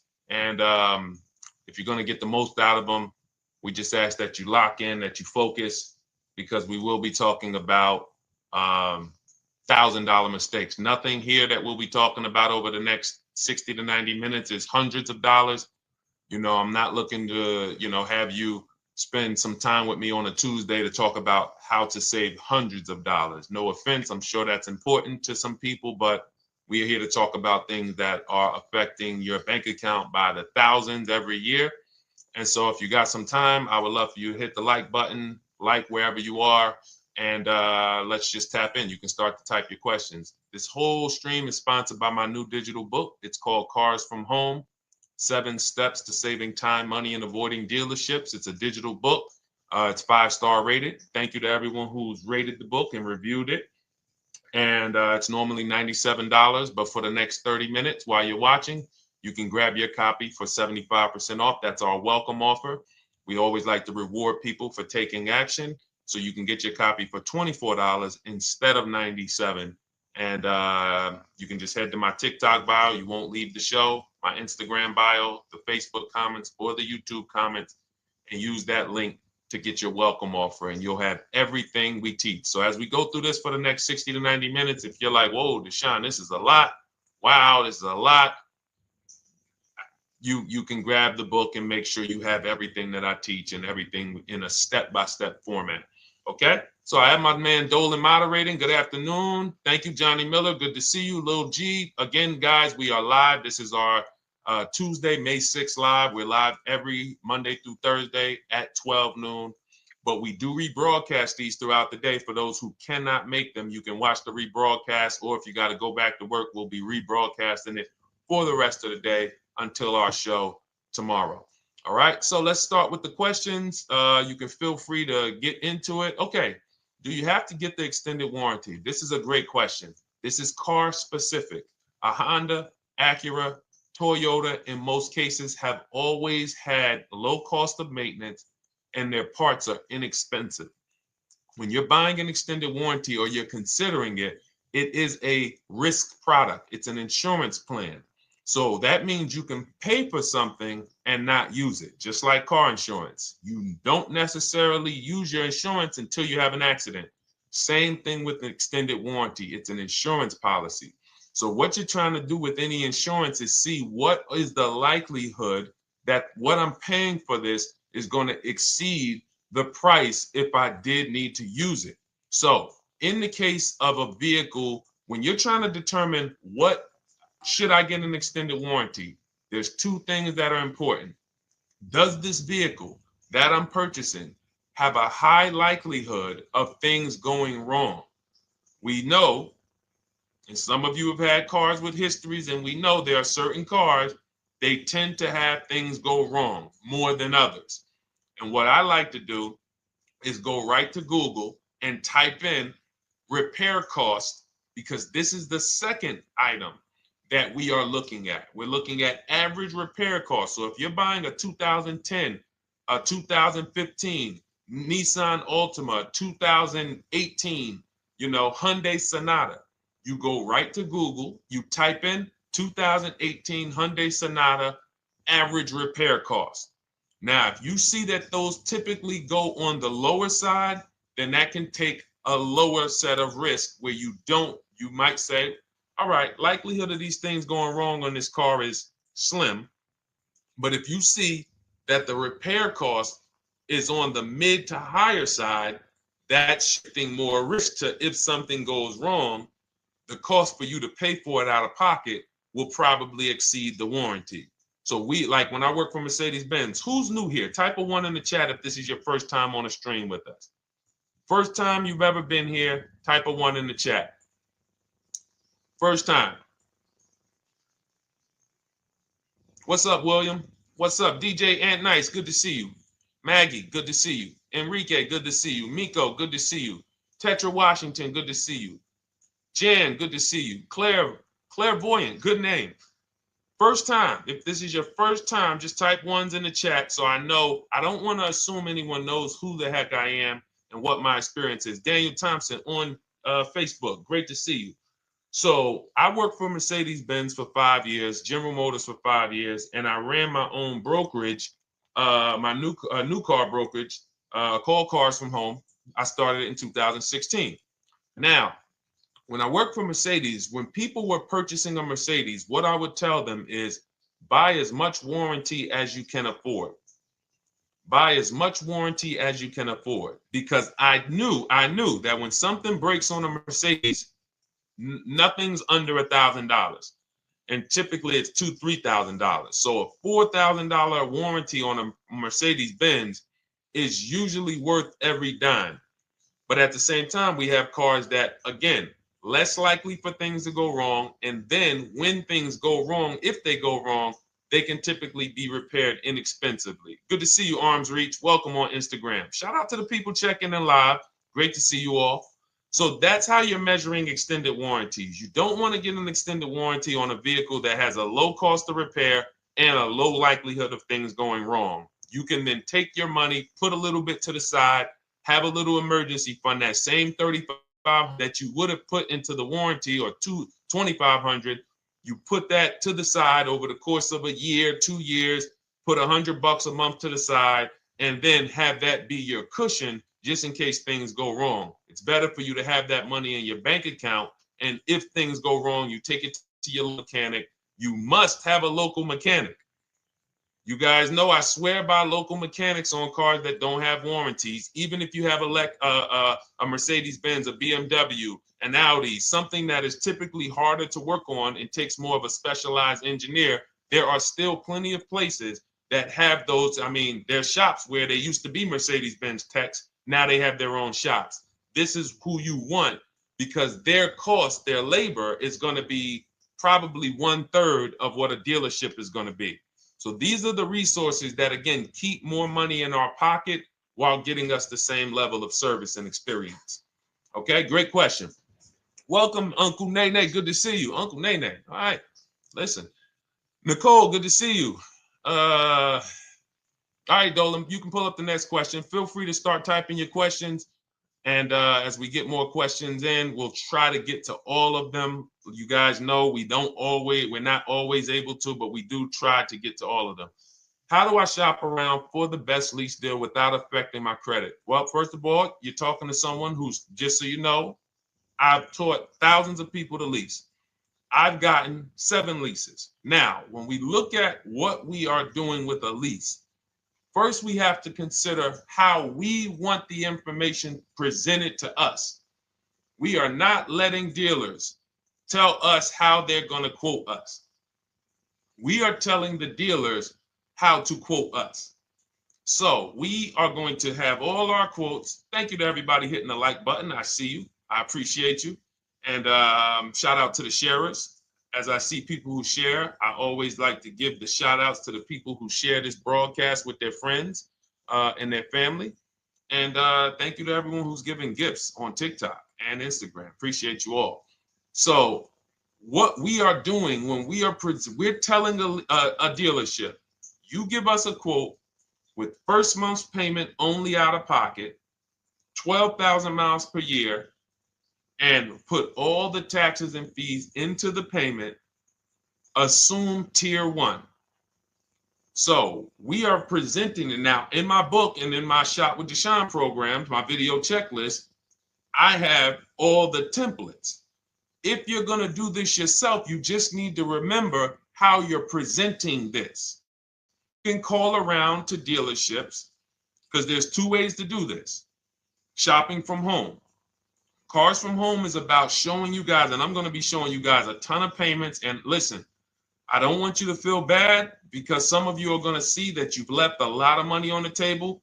Part of what I have to do here, and I've been doing it for 3-4 years now, is I have to tell you the bad news. For 3 years, I did a masterclass called Everything You're Doing Wrong Buying, Selling, and Leasing Cars. We put probably over 15,000 people through that masterclass. But those were people who were willing to hear the bad news They knew, Deshone, I didn't. I got to hear the bad news to get to the good news. So as I show the difference in the prices that we get and the people who listen to me get, more than, forget about me, the people who are like you, the people who are on a live, saw a video, and then took action and learned what we, and use our processes, the results they get compared to what you're getting. You're going to see, wow, they're saving $3, $5, $7, $10,000 more than me every single car. And so the Cars from Home system is about bidding. It's about turning your car purchase into a bid. You're no longer begging. You're no longer going into a dealership and begging one dealer to sell you a car, and then you go to another dealer and beg them, sell me this car, please take my money, please take my money. Meanwhile, you're not seeing the entire market and the people who would compete to get your business and gladly give you the service that you deserve by giving them a $30 to $50 to $100,000 transaction, which is what your car purchase is. So now so the big thing to understand right off the top is, now I need to learn this bidding. I need to learn to get multiple offers. So you can do this by phone. You want to do this by phone, you can call around, but you must give them that information in order for you to compare the deals the right way. Lynette, good to see you. Christina, good to see you. Melvin, good to see you checking in. Rudolph, I see you. Once you actually give them that information, 12,000 miles per year, first month's payment only, due at signing, taxes and fees in the payment, assume tier one. I want the tier one offer. Even if you think I not qualify. Now, if you got a credit score above 670, all your FICO scores, most of you will qualify for most tier one leases. So you want to see, what does this look like as I get my offers? Once you get your offers in this format, you can use the 1% rule as the gauge. The 1% rule is been around for more than 20 years. Everyone who leases and who's savvy, we understood if your lease payment is 1% of the MSRP or less, you stole the car. That includes taxes, that includes fees. You're still in the car. So example, we're looking at a $30,000 car, Hyundai Sonata or a Hyundai Elantra, $30,000 car. When we shop all our offers, if that lease payment is $300 per month, with only $300 due at signing. In other words, I show up, here's $300. Good to see you, GDTV. Thank you for checking in on YouTube. Once I give you that $300, that's my payment for the next 35 months. So that's a very, very low percentage of the car you're paying. It's a 1% rule. Now, in order to get a 1% lease, you need a great lease program, which means the bank has to be supporting the car, rebates, incentives, and then you need the biggest discount, the dealer who's going to give you the biggest discount. Now, one of those we can control. One of them we can't. Which one can't we control? And for those of you who are new here, we don't play around here. But my people who are moving, and again, I'll show you, like a lot of people, we got a lot of people who've been following us, using our processes. They're locked in. They're not casually on a live here. We're not casually here talking. They are locked in. Like, boom, okay, I hear you. They're answering, they're typing, they're not, vacuuming in the kitchen and trying to hear. You can't do. We're talking about your second most expensive purchase of your life. It's going to be, you got to lock in. You got to challenge yourself to block out the distractions while we're on this stream, because this is your money. And if you don't take your money seriously, the car salesman will take your money seriously. Oh, I like that. Praise the Lord. God is good. You don't take your money seriously, the car salesman will take your money seriously. Man. So, all right, now somebody remind me the question I asked. I got so happy about that little catchphrase that I forgot who we were. So I know we were discussing, okay, we're talking about the 1% rule. So now, one of the things we can't control is the bank. We don't know what the lease payment, what the lease program is on a car. So when we shop cars, we are going to now look at multiple offers, and here's what you're going to see. Now, I'm going to show you an example of how we know or how we expose where the dealers are concerning pricing. Now, you can't see this on TikTok, but on YouTube, Instagram, Facebook, you guys can see this. I'm going to tell you guys about it. YouTube just doesn't let us do the same type of stream. But this is a particular Infiniti that we shop for. We have offers ranging, this is a $61,000 vehicle. We have offers ranging from $680 per month, which is a 1.1% lease. So a $61,000 car, $680 per month, that's 1.1%. We divide the monthly payment into the MSRP. Now, we can see here that there are some offers already from dealers that are almost $900, $889 per month. $889 per month, $873 per month. So now when we look and we say, whoa, how can we have two, like we have all these dealers have the exact same car, yet one of them is $200 per month higher than another dealer. Exactly. We call them the 80%. The 80%, even after back and forth, even after, hey, we'll take off some money. All right, we'll drop the payment $50 a month. Their offer is still so high. It's a horrible deal. Now, why would they offer this? And this is consistent. So I don't want y'all thinking, well, the dealers that I walk into, they're different, Deshone. They take off more money. It does not matter what you think. If you don't have the market reports, if you don't know how to get multiple offers so that you can see, we do this all around the country. We have students all around the country in Cars from Home. We have people we shop for. We have over 13,000 books sold now. Like, we have lots of data to prove this. 80% of dealers are going to be overpriced. This is another particular deal on a Toyota, a market report. And you guys can see that the out the door prices here, list price $32,000, out the door price with taxes and fees $38,000. That means that dealer is charging all types of fees on top of their price. The $39,000 MSRP. Look at line number 3, $39,000. Out the door price is $41,000.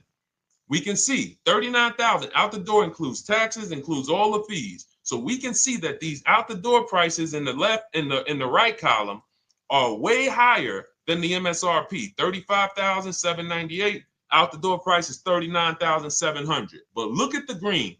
Look at the green. This is what we call, we found the dealer at this time who wanted to win the bid. They wanted to win the bid. They needed the car sold. This is a rotation. We don't say to them, wow, they won the bid one time, so they must win the bid all the time. No dealer can win the bid all the time, or they'll be out of business.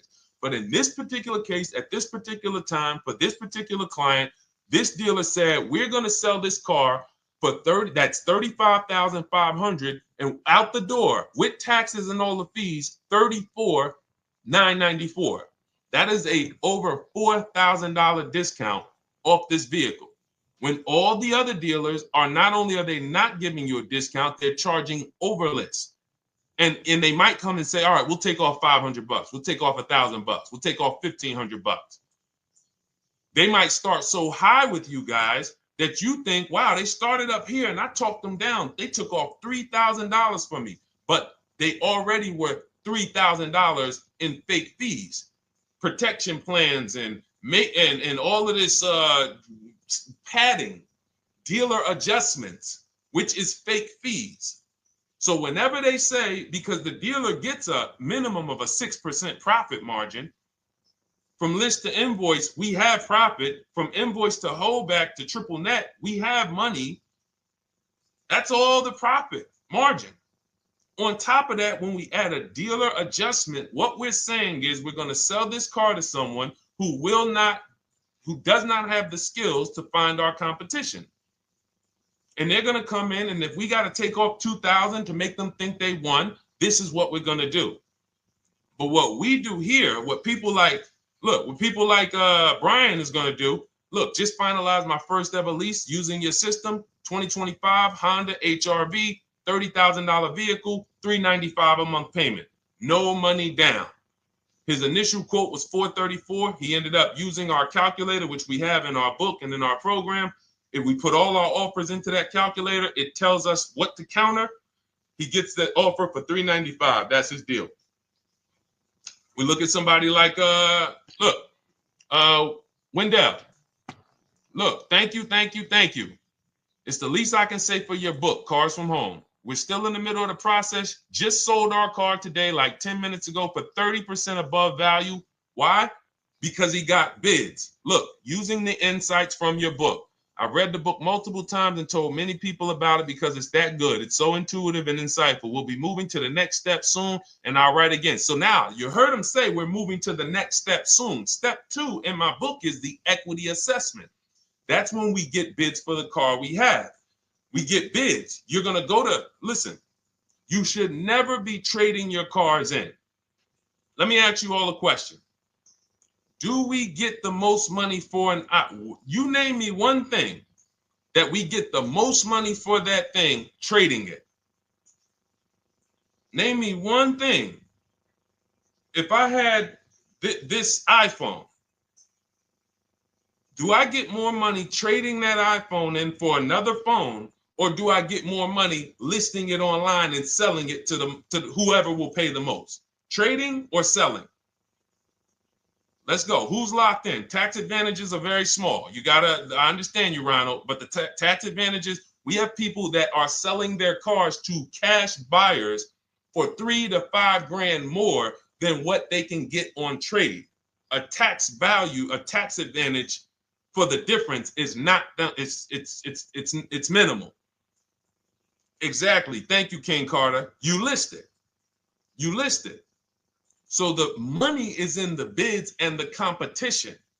So going back to this person who asked the question, how do I get the best deal on a lease? It's going to be through multiple offers. That's my 2 favorite words. I would wear them on a shirt if I didn't wear unlearn, relearn.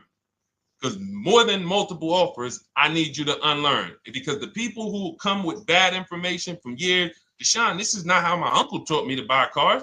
Deshone, this is not how I ever heard about getting cars. I was always taught just go in and just don't tell them about your trade and then ask to see the invoice and all of this stuff.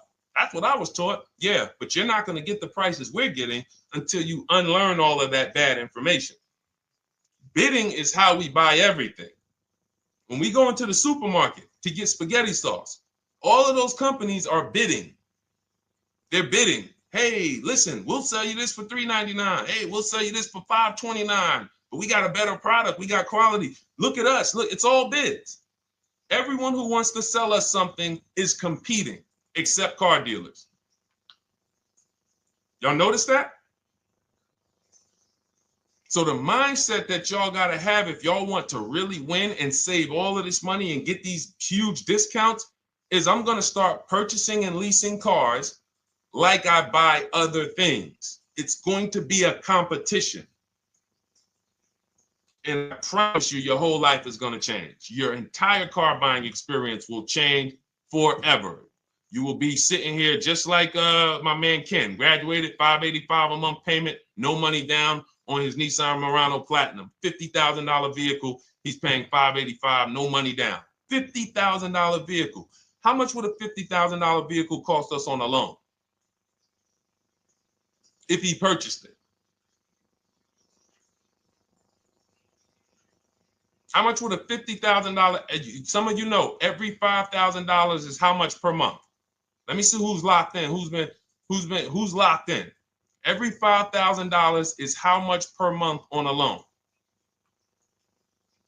I see you, Daniel Thompson. Check in. Good to see you, Dane. Thank you for breaking it down with complete truth. Keeping eyes wide open to know what to exactly expect. There you go, Dane. Welcome. Glad to have you here.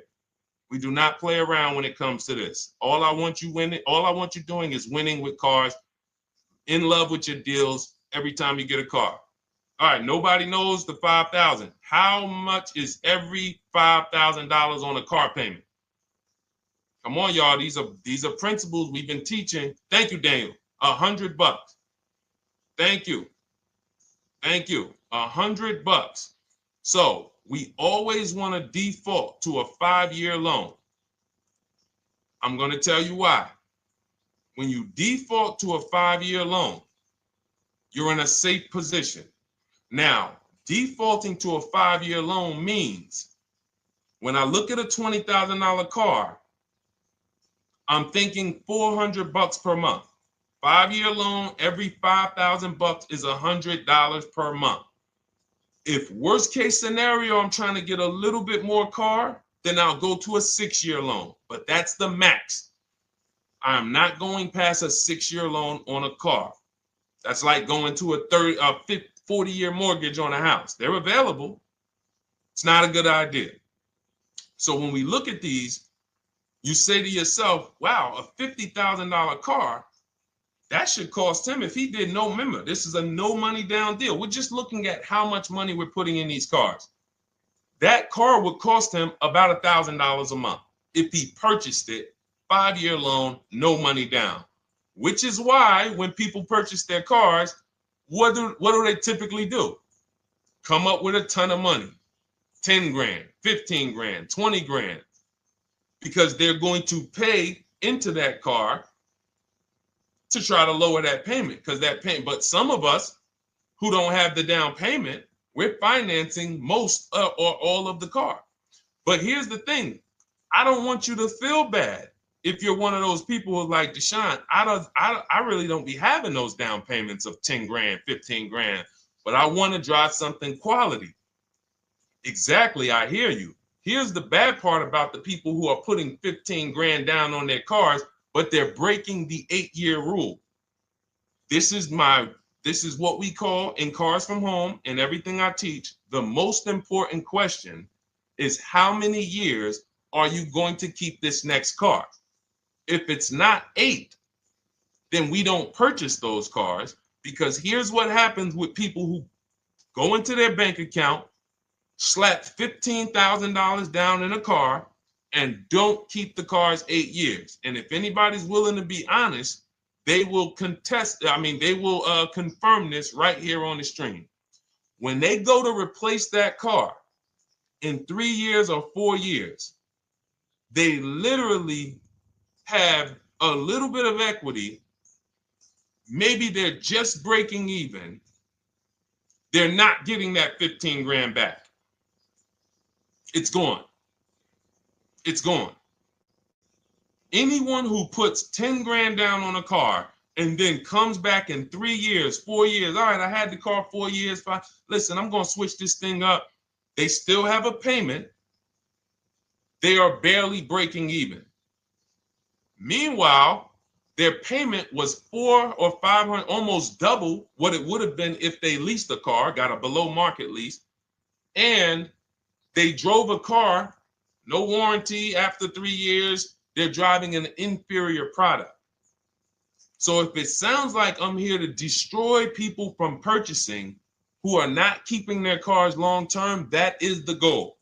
Because as long as you are buying cars that you're not keeping 8 years and you buy them, you turn around and you replace them, you are going to continue to spend way more money than people getting below market leases like Ken and like a lot of other people I'm going to show you on the stream. Lots of other people. Look, dealer American Senior Benefits Plan. He's enrolled with us under his company name. Dealer MSRP on this car was $36,300. 2025 Kia Sport X line. MSR boom boom 561. Monthly payment is $400. Use the system back and forth. Got $400 a month on a 2025 $36,000 car. Once we put our taxes and fees in that would be a $700+ payment. $700 payment. He's paying $400. And y'all wonder why people are losing cars. $300 more per month to drive the same car? It's ridiculous. Imagine somebody like you, when you learn, now you're pulling up. I'm going to tell y'all one more story, and then we'll go into some more questions, because you might not remember what I'm saying. So those of you who have the book, you got this for the rest of your life. But you will remember, hopefully, a story. I'll tell you about my neighbor. So my neighbor finds out that I'm into this car business and that I educate. And he said, hey, Deshone, I was watching some of your videos and I come across this 8-year rule that you teach. And his wife had actually had a Kia Telluride. Popular vehicles, probably been one of the most popular SUVs, that the Palisade, since 2007, 2019. Super popular vehicles. People were charging $5,000 over sticker for them during the pandemic. People were paying it. We were getting them at discounts. Now, his wife totals the truck. She has an accident, totals the truck. She's fine. Truck is totaled. He was financing it. He said, Deshone, I see this 8-year rule thing, man, and I don't keep my cars 8 years. I said, okay. He said, so I'm thinking I should, like, you're saying I should be shopping for a lease on my next one. I said, exactly. I said, make sure you get multiple offers, because if you just walk in and say, hey, work me up a lease, they'll give you the same payment you had on the purchase. And then they'll tell you something ridiculous that they want you to believe, like, hey, the lease is the same price as the purchase, so you might as well just purchase it. And people believe this stuff. Now, I said, you get multiple offers, stay at home. He calls me, he says, Deshone, I got the new version of the Telluride, new. I'm paying $479 a month. He's $497, and then he said, I think he put down like $1,000, bring it down to $479. $497. He was just paying $800. Do you think anyone can tell him anything about leasing? He's pulling up in the same exact truck. In fact, a newer version. He knows he wasn't going to keep the car long term anyway. He's not going to pay it off and then keep the car and have a paid off Kia Telluride for 10 years. That's not what he does. He keeps them 3 years, 5 years, 7 years, and then he replaces them. So why is he paying $800 a month for years, no warranty, when he could be driving brand new ones for $497 a month, problem free? But as I said, some people are determined to pay more. But the people who, once you get this leasing thing, if you're not keeping your cars, it will change your life.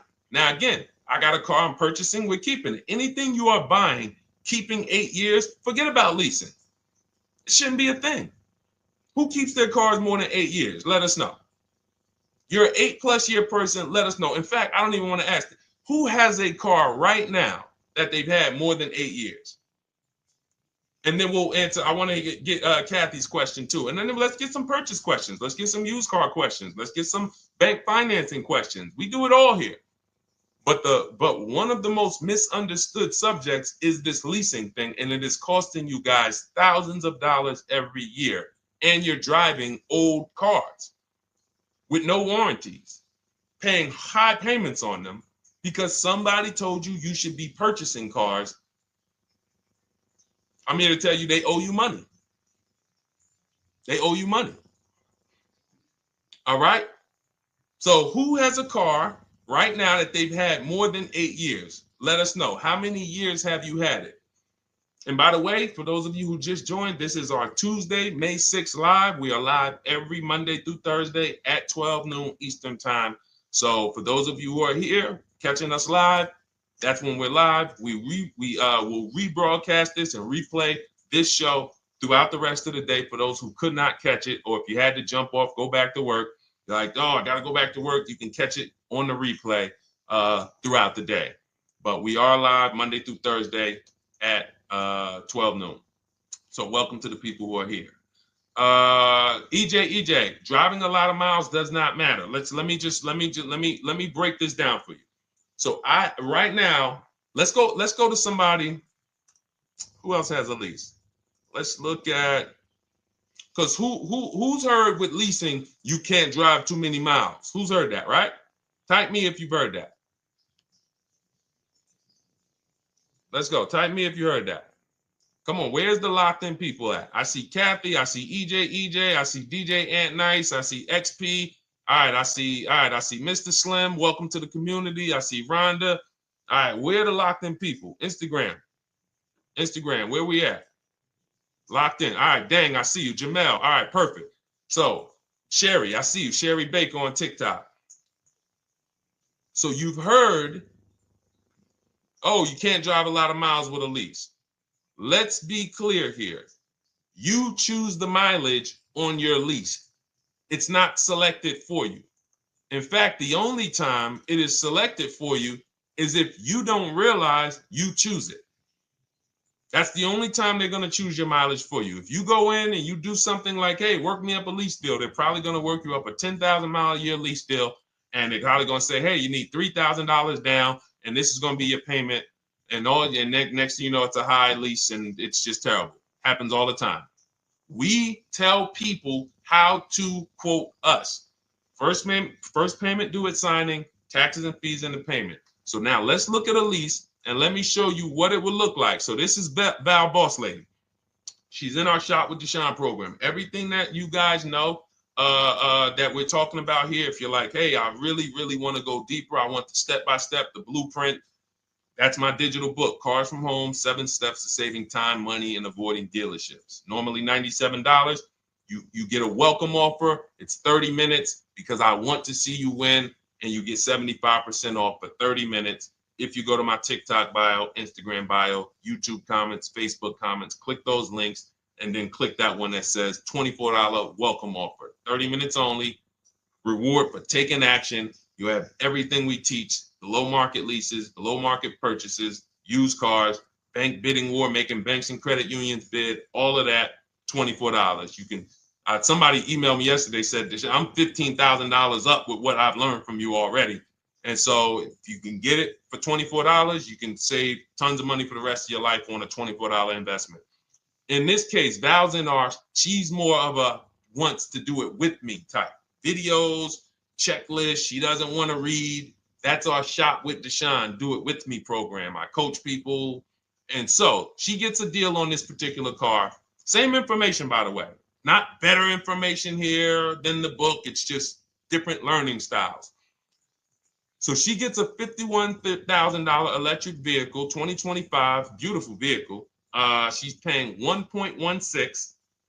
So her payment on this car, on this $51,000 car, let's continue to make sure we understand the price of these cars. $51,000 car, her payment is $591. No money down. Now, some of you might say, wow, if I got $591, I'd probably put like $3,000 down, bring it down to $499. You could do that. That's how we can do. We can do that because she already got an incredible deal.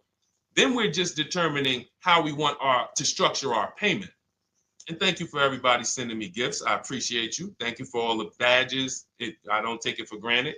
And thank you for everyone who's hit the like button. Those of you who are double tapping the screen. Every time you hit something on TikTok, you like it, you double tap the screen, you keep running those likes up. We appreciate you.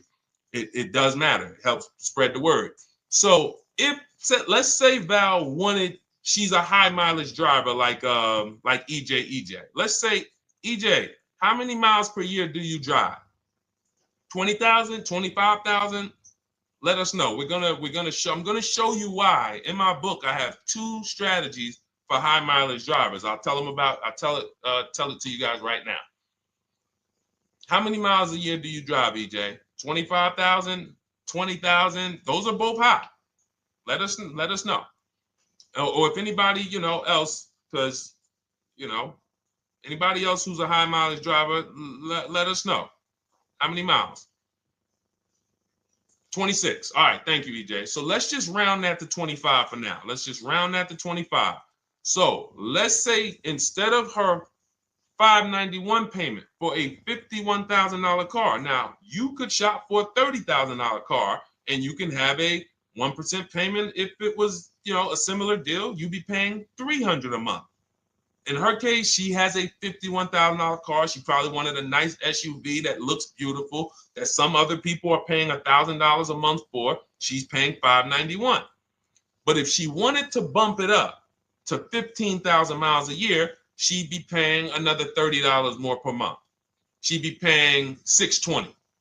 Now, if she wanted to bump it up to 20,000 miles per year, she'd be paying probably another $80, $90 per month. So she'd probably be paying $700 to drive 20,000 miles per year. Now, let me tell you guys, because some of you guys who are like, yo, man, those payments are high. We're talking about $50,000 cars here. So if you were shopping for a $30,000 car or $35,000 car, naturally, if we took the same exact numbers, let's take a $35,000 car, 1.16 lease. That's a 406 payment, probably $399. So now, in order to go, and let's say you're a high mileage driver, just like EJ, you want to add another 15,000 miles to your lease. You're probably going from 400 to 550 or 575. But you have all the mileage you need. And here's the beautiful thing about that. If I'm paying $175 more per month, but I get all the mileage I want, and when I drop this thing off, I get a new one, I don't have to worry about negative equity, and I put no money down. That is way better than what most people are doing out here, what everyone's doing. Because I'm gonna tell you what most high mileage drivers do who don't put money down. They will go in, buy a car, take a super long loan, 6 years, 7 years, just so they could afford the payment. Now, here's what happens. They drive the car, they put 25,000 miles a year on it. They come back in 3 years or 4 years, and they say, wow, I got 100,000 miles on this thing already. Let me go and swap out the car. What situation are they in at that point, guys? You put 100, you got a 6-year loan, average loan. You drove 25,000 miles per year. You put 100,000 miles on the car in 4 years. You come back, you still have 2 years of payments left. 15 grand negative equity. I used to see it all the time. Thank you, I am rich. Locked in on Instagram. I see you. Locked in. See it all the time. Every car salesman who has dealt with a normal 25,000 mile high mileage driver that does not keep their cars sees it all the time. They come in, yo, man, what you do for a living? Man, yeah, I do DoorDash, I do Uber. Oh man, I work in sales. You know, I'm on the road a lot. You know, I'm here. You know, all right, I want to replace this thing. I got like 110,000 on it. Okay, you still got a loan on it? Yeah. All right, we already know you got negative equity. Then we appraise the car. All right, the car's worth like 7,000. How much you owe? Man, you owe 19,000. All right, well, what can I do? Can you get me into something? Roll that loss all the way over. On top of that, you finance the car, so your payment is high. You finance the whole car, so you're paying a high payment compared to if you had leased, just literally shop for your leases, added your miles to the lease that you needed. You're paying $175 more per month. You got a brand new car. And I'm going to tell you, I did not make this up. I learned this from someone. A lot of what I'm teaching you, I learned from my clients when I was in the dealership. This guy, I worked at Hyundai for six weeks. Man, this dealership, the owners got indicted. I got out of there. Way before the owner got indicted. It just had straight up highway vibes, like the worst you could ever imagine. As I was in there for 6 weeks, I was a manager. I enjoyed being a manager. We did a lot of deals in my department in 6 weeks. But I said, I am out of this place. Anyway. But I learned something very valuable there. We had a client a customer was returning his lease on his Hyundai Sonata. Guy comes and I'm grounding the lease. I'm doing the paperwork for him. He has 72,000 miles on the car. 72,000 miles. I said, how the heck? I said, you lease this? He said, yeah, I always lease. That's all I do. He said, I used to buy my cars every single time I came. I had to put large down payments, 10 grand, and then I'm still having negative equity when I come to trade it in. I'm having high payments. It's ridiculous. I looked at his payment, and let's say the average payment for a good deal on a Sonata at that time was $300, $325, whatever it was. He was only paying like $550. He was only paying like $150, $175 more per month. He had a 25,000 mile a year lease. And that's what he did. I drive these cars. I'm on the road. Boom, boom, boom. I change my tires. I do my maintenance. 3 years. It's a fixed cost. There's no variable cost. I don't have any surprises. I'm not getting hit with a negative equity bill that I got to transfer, which means when I transfer my negative equity, I get less car on the next transaction Because if I got to bring over 15 grand of negative equity, that's probably 300 a month that I'm paying for my old car when I get my new car. So if my new car was 400 a month, but my negative equity is another 300 a month, I'm getting less car for my money because now I got to take all those losses and bring them over to my new car. This is high mileage drivers and people who don't understand leasing. That's why you're losing so much money. And when you just flip the switch and realize Deshone is not talking to me emotionally, I am not talking to you about never do this, like these other people who say this, do this. This is how you buy a car. They never talk numbers. Y'all notice that? You notice that, right? You never hear them talk numbers. It's always never do this, always do this. This is the worst way to do this. This is the most expensive way to do this. This costs you the most money. They never talk numbers though. That's why everything I do is to show you the numbers.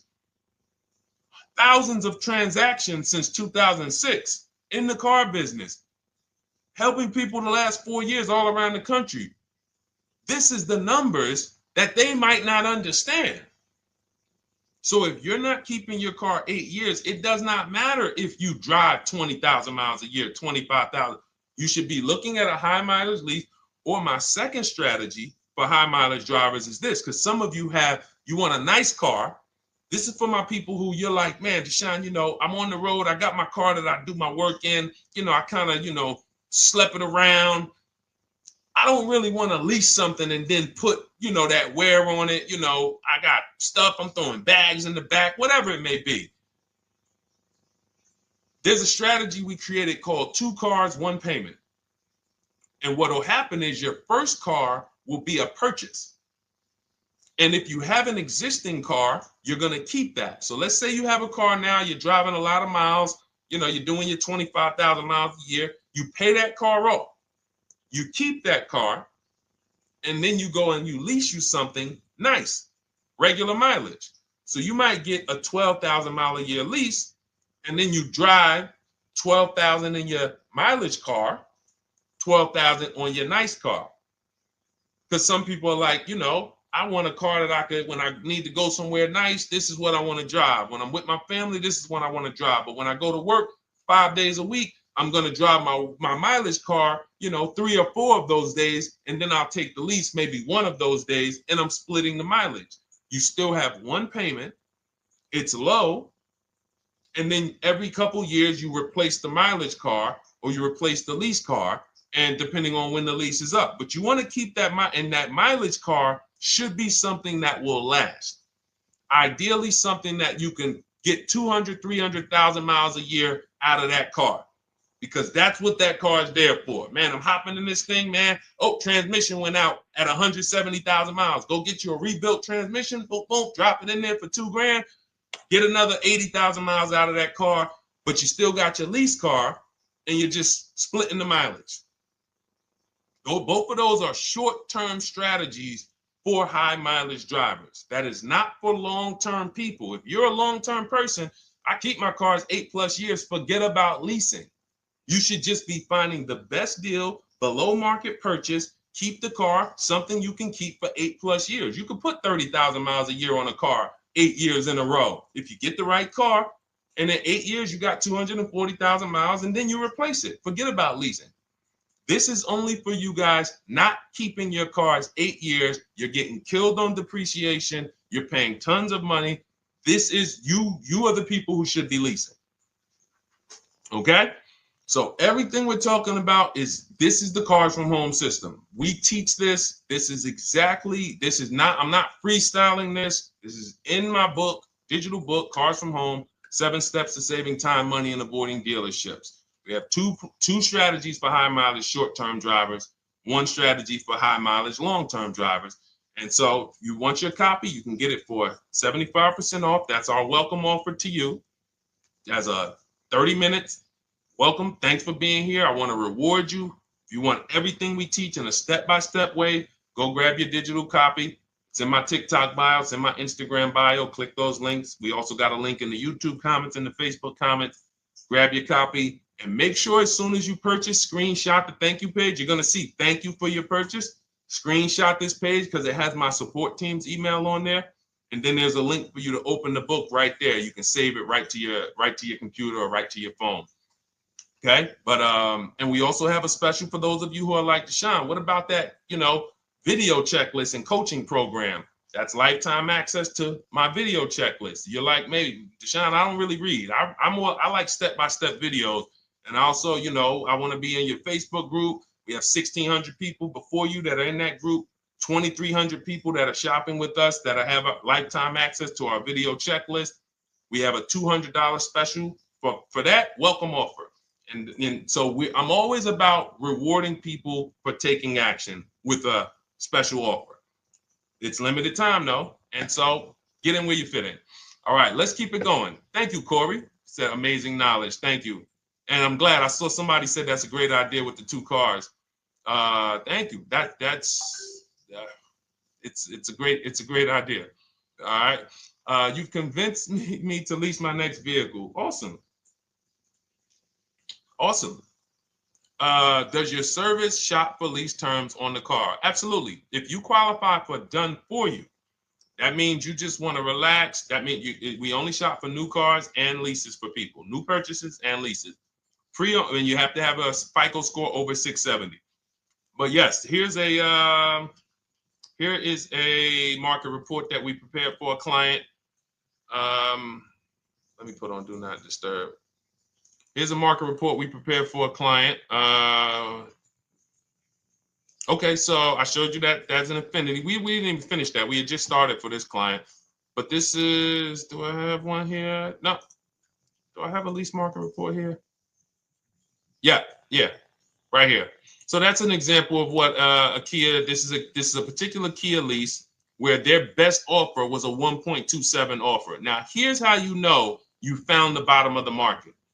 And again, whether you're using the book or whether you're calling around, again, you can call around to do this. The key is not going into dealerships. You cannot do this going in. Once you get your offers, you know you found the bottom when your best offer is between $150 to $200 less per month than your worst offer. And if you're purchasing, you should see a spread of between $3,000 and $5,000 minimum between your best offer and your worst offer. That's when you know you've shopped correctly. Because until you find the 80% dealers, you have not shopped correctly. If you're like Deshone, these prices still seem close. You have not found, you're talking to the 80%.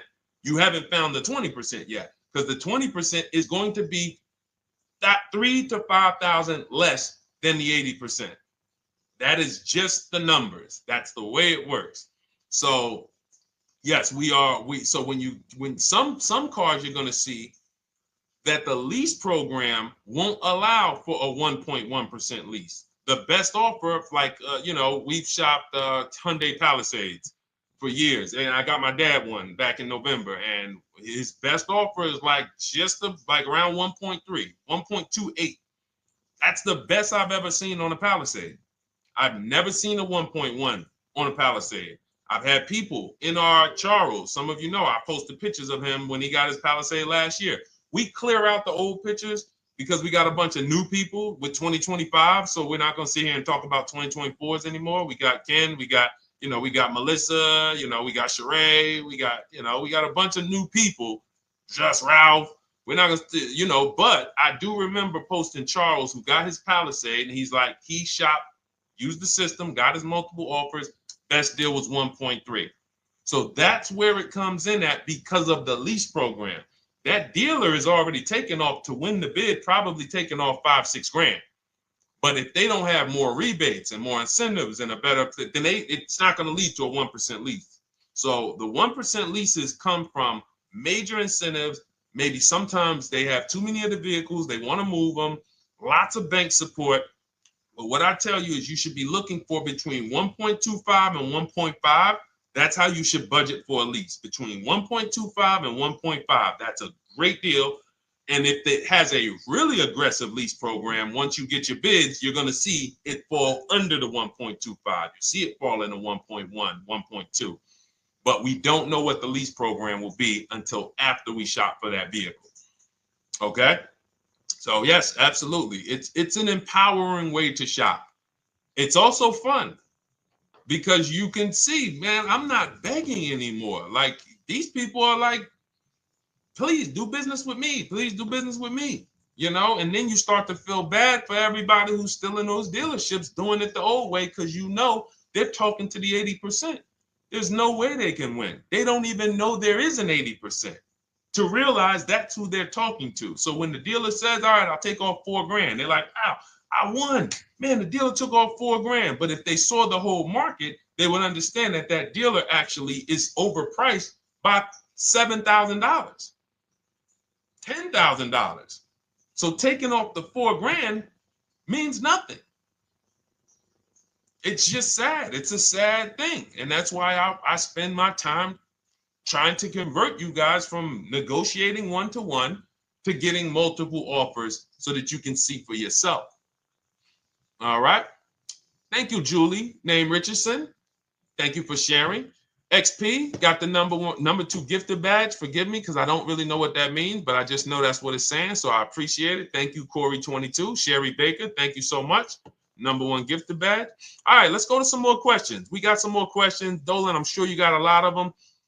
And what I'm going to do for the rest of the broadcast is just try to do rapid fire questions and answers. Okay. And if you guys want me to go deeper on any particular subject, then just feel free to say, hey, could you go deeper on that? How do you get a car loan with bad credit? Well, we have a resource. It's not our company. We have nothing to do with them. But we always try to stay up to speed on who's financing people with bad credit, because the goal is you don't want a dealer controlling your financing. Somebody just came up to me. He's a neighbor. He's like, aren't you in the car business? I said, well, yes and no. He's like, well, listen, I got a connected Acura. Anybody you send me, they get anybody approved, I'll give you $1,000. I said, okay, cool. Thanks for the information. For them to give me $1,000 just for sending the customer, and he's also a middleman, he's not a salesman, how much money are they making on the customers? If they're going to give me $1,000 just for sending someone with bad credit to them, how much are they making on the deal?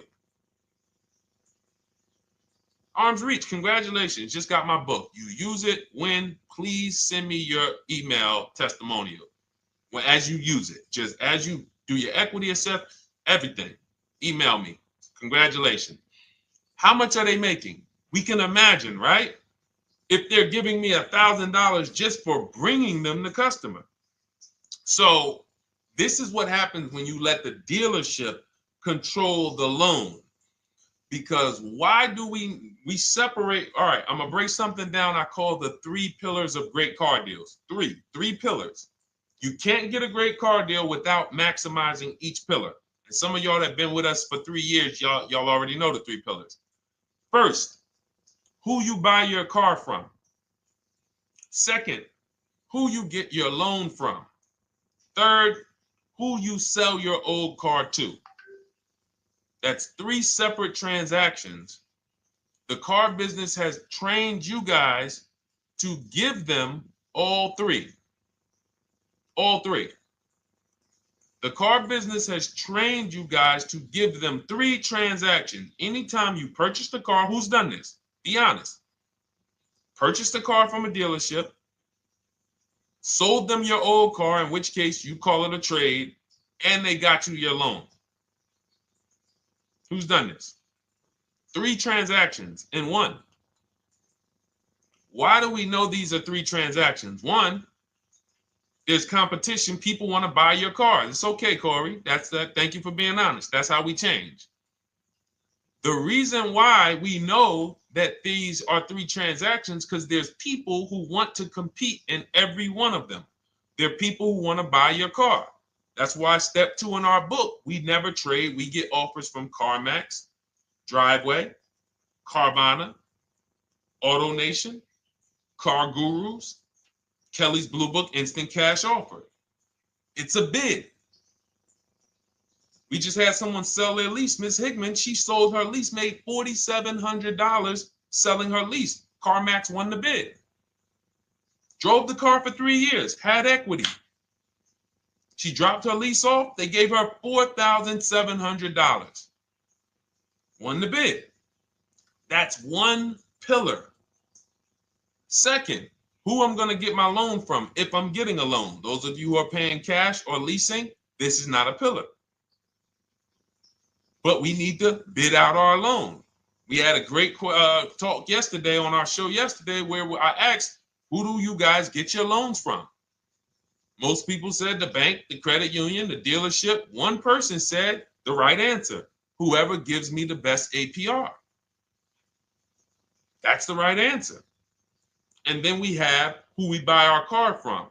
There's banks and credit unions that want to compete for our loan. There's multiple dealers who want to compete to sell us a car. So we can't get a great deal until we have bid out each pillar. And that's why when we have bad credit, if we let the dealer now control, this dealer has a car. We didn't bid out that car to find out, is it a great price? Now they're also giving me the loan and they're charging me 25%. We didn't bid that out to see, is that the best loan I could get, even with my bad credit? Is that the best loan I can get? So the key, what you want to do first if you have bad credit is I'm online looking for anyone who will finance me with bad credit separate from the dealer. I'm not going to Carvana.com and saying, hey, you can get a car with us you can get a loan with us as long as you buy a car from us. You're mixing the transactions. You're taking away my ability to get bids. I'm finding someone you should check out. There's a resource. Oh my goodness, what's the name of the company? It's in my book, but I want to give it to you. Goodness, it's slipping my mind right now. Send me an email or DM, because here's the thing. If you use just that part and get the loan funded, but you don't know how to bid out everything else and structure your transactions, and are you keeping the car 8 years? Because if you're not keeping the car 8 years and you're like, Deshone, I hear you talking about leasing. I'm not keeping my car 8 years, but my credit's not good. The only purpose, if you telling me that I could be driving brand new cars for cents on the dollar, but I don't qualify right now, this car that I'm going to get is to set me up. So I'm not going to get a $30,000 car. I'm going to get me a $12,000 car, $10,000 car, the cheapest car I can get a loan on, so I can establish a payment history. And once I establish a 2-year payment history, yeah, I'm going to drive a car less than what I could drive. I got the money. I could afford more than this. But you're not setting yourself up for the right transaction. You should be setting yourself up and saying, all right, I'm going to sacrifice with this car, drive something that I know this is not my ideal car, but I'm going to build 2 years of payment history. So when I go and I swap into my lease in 2 years, I'm out with a brand new car. I'm paying cents on the dollar and I won. But it was a plan. It was a long-term plan. This is the second most expensive purchase of your life. You can win every single time, or you can lose and set yourself and your family back 5 to 10 grand each car or more. Every time you get a car, it's 5 to 10 grand more you're coming out of your family's bank account than what could have. Then you got the car breaking down. Now you got tow trucks, all because you don't have an actual plan you're rolling out. And that's what I see a lot of people do with bad credit. Oh man, I got bad credit. I'm just going to go and get me something. I could afford $600 a month. And they go and buy the most expensive car. But because 25% interest is on the loan, they're not getting the most car for their money. Now, 3 years down the road, they're going to pay the high payment, still have negative equity because the interest is so high. And then they go and swap and do it again. And because the payment's so high and the car is older, because they want something fancy, but they really can't get that because, again, the interest is high. That's eating into their budget. Now they're going 3 years down the road. They missed 3 payments. They were late 3 times, so they're no closer to leasing. Credit's still bad. This is disaster. So if you're a long-term person, I break it down for you guys into two groups of people: long-term, short-term. Long-term high mileage driver, short-term high mileage driver, different plan. Long-term bad credit person, short-term bad credit person, different plan. If I'm a long-term person with bad credit, here's what I'm doing: finding the absolute best car I could find, getting bids, either new cars or used cars. We got the strategies for both. You can use the marketplaces, cars.com, Car Auto Trader. We got a whole strategy for how we find used cars, but you find that car, you pay your loan of 20%, 19%, 18%, if that's the best you can get. Because here's what you're going to do. In 2 years, you're not swapping into a lease. In 2 years, you've established a payment history, you fixed your credit, and now what are we going to do? You got a quality car. You're not thinking about trading it. You're not thinking about replacing it. You're like, man, this is my car. It's a great car. I'm just paying daggone 20% interest. What do I do now after 2 years? Now that my credit is good because I got a quality car, dependable car, I'm focused on fixing my credit over 2 years. What am I going to do after 2 years? Anybody?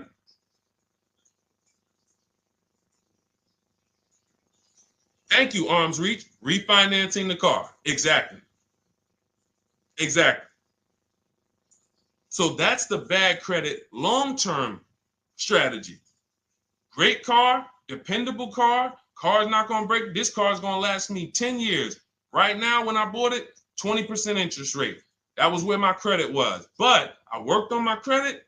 Boom. I'm a 690 now. I'm a 720 now. I'm refinancing that into a short-term, into a shorter-term loan, and I won. Pay this thing off, and I'm going to keep it. Nothing to talk about leasing. Leasing only comes into play where the 8-year rule is concerned. I'm not keeping this next car 8 years. I should be setting myself up to lease, or I should be leasing. That's how I'm going to save the most money, keep the most money in my bank account, have the best car. Not even close. Not even close. All the wins for the purchasers are after 8 years. People who are like, man, Deshone, I got a car, man. I had this thing 12 years, man. It's been paid off for 6 years. I ain't had a payment. I love it. Long-term purchaser. You won. You won. Who's in that situation? Who has a car outside that they've had for more than a decade? Paid off. You can give it to your son. You can give it to your daughter. It's an extra car. That's purchasing. That's the wins. That's what we call the reward stage of purchasing. But you got to get there. All right. All right, let's go. A lot more questions. We got probably another 20 minutes we'll stay on, so let's keep it moving. But again, Lend Buzz, that's the company. Lend, Lendbuzz. They started, I started seeing them about 18 months, 2 years ago, and they were loaning to people with, international students, people who didn't have credit. You want to try to find a place that will fund you independent of the dealership. That is what your goal is at all times. Independent of the dealership. Here, you qualify based on your income and your credit. You qualify for $18,000. Go find a car now. That is what you want. You don't want people mixing the bank loan with the car and two pillars that they are controlling. We're controlling the price of this car. We're controlling your interest rate. We don't want that. Yep, exactly, Cindy. For those who just joined, this is our Tuesday, May 6th live. We do these lives Monday through Thursday at 12 noon, so you can tell your friends, family. We wanted to now come up with a constant and consistent time where I can meet with you guys. If you don't have, if you can't stay the whole broadcast, we will replay these throughout the day, because sometimes people got to jet back to work. They're watching us on the lunch break.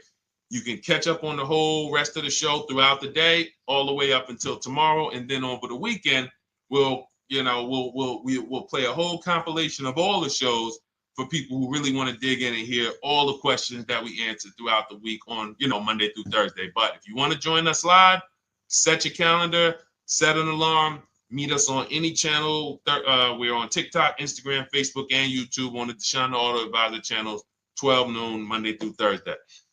All right. Let's go. Next question, Dolan. All right. What are your thoughts on purchasing used versus new? It's a great question, Kathy. For me, it's a matter of budget and values. It's only a matter of values if you can afford both. So if you can get everything you want in a new car for your budget, everything you want, everything that you need, and you can afford it in a new car, you have the option to choose both. So it becomes a matter of values. In my book, I teach, are you a person who's like, I want to reward myself. I only get a new car every decade. I'm going to keep this thing 10 years. I want the latest and greatest. Therefore, I'm going to shop and get the best offer, get me a below market purchase. Because y'all notice I always put in a caveat of a below market purchase, below market lease. That's all we're talking about here with Cars from Home. That's all we're talking about. You need to, every purchase you make or lease you get, you want it to be a below market lease or purchase. So now, if I could afford both, is it I'm going to reward myself with a new vehicle, or do I have these other values where I actually want to knock 20 to 30 to 40% off the price to get even more for my money? So that's really up to you if you can afford both. There's no right or wrong there. It's a matter of, like I said, the values. Now, some of you once you look at your budget, I have a tool in my book and in our video checklist, the coaching program called the Perfect Budget Calculator. We invented this, so it's not on Google. You'll hear a lot of the stuff, almost nothing we teach. You're like, if you ever go to look for it, the 8-year rule. No one talks about it. We created it. This is our intellectual property that we created to teach you guys to create these boundaries, the rule of 72 and the 10th birthday, 1.5% rule for overpaying for leases. These are all things that are absolutely proprietary to Cars from Home. But one of them is this perfect budget calculator. Sometimes when we're factoring budgets with most calculators, they don't include fees that we know dealers have. And I'm talking about legitimate fees, tax, documentation fee, motor vehicles. So we're putting our budgets together, but we always get caught out there. Who's had that happen? You got it all figured out. You get to the dealership, you bought the car, and they're like, well, what are you going to do with the fees? Because you got $3,000 in taxes and fees. And you're like, oh, where'd that come from? Sometimes they're lying and sometimes it's legit. But none of these calculators factor in the fees and everything like that. So we created this perfect budget calculator that does. But here's the thing. Once you find out what your budget is, even if you're budgeting with a normal calculator, just add a couple thousand to account for the taxes and the fees. But you might see, I can't get everything I want in a new car for this budget. Everything I need, I can't get for this $24,000, in which case I need to go and look for a pre-owned one. So that's why I said, in reference to your question, Kathy, what are my thoughts on purchasing used versus new? It's a matter of values and budget. Budget first, because budget will determine if you can afford both and get what you want. But if you can afford both and get what you want, then it's a matter of values. Okay? So again, everything we're going over is in my new digital book. It's called Cars from Home, 7 Steps to Saving Time, Money, and Avoiding Dealerships. It's 5-star rated. Thank you to everybody who has taken the time to rate it and review it on Goodreads.com. It means a lot. And we can't continue to get this information out without you guys. So we appreciate you. And you can get your copy instead of $97, you can get your copy for $24 as part of our welcome offer. So that's 75% off. If you go to my link in my TikTok bio, Instagram bio, the YouTube comments, and the Facebook comments, we have a link there for you guys. And you can grab it. It's a digital book, so you don't even have to wait. It'll be in your inbox by the time you jump off the stream. But make sure when you get it, you screenshot that thank you page, because it has my support team's email. Sometimes you may be rushing, you're trying to get back to the stream and you type your email in wrong. Also, as soon as you purchase, the link to open the book is right there. So it'll say open the book below. You can save it to your computer. But I would rather you get it for $24 than $97. Although we've sold a lot at $97 because people feel it's worth every dime. You're going to save thousands and thousands of dollars for the rest of your life using what's in the book. Your first transaction, you probably save $4,000 to $6,000 to $8,000 depending on the car. So $97 is great, but $24 is even better. All right. And for those of you who have a different learning style, you'll see in there, shop with Deshone. You're more of a do it with you person. Do it with me, Deshone. Okay. We have lifetime access to shop with Deshone, and I coach you personally for 6 months. So we jump on Zoom calls twice a month.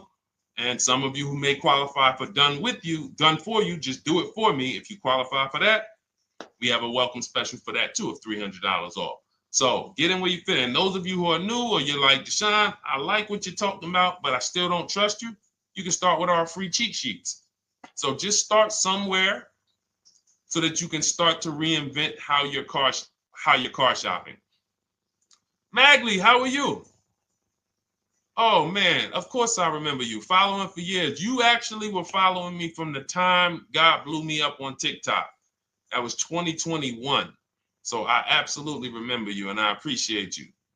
And yes, it's so good to see you. Absolutely. Absolutely good to see you. All right, Dolan, we got a couple more questions. We got time for a couple more. Let's try to go as fast as possible. The discount for the book is not working. It says time ran out. It's 30 minutes. I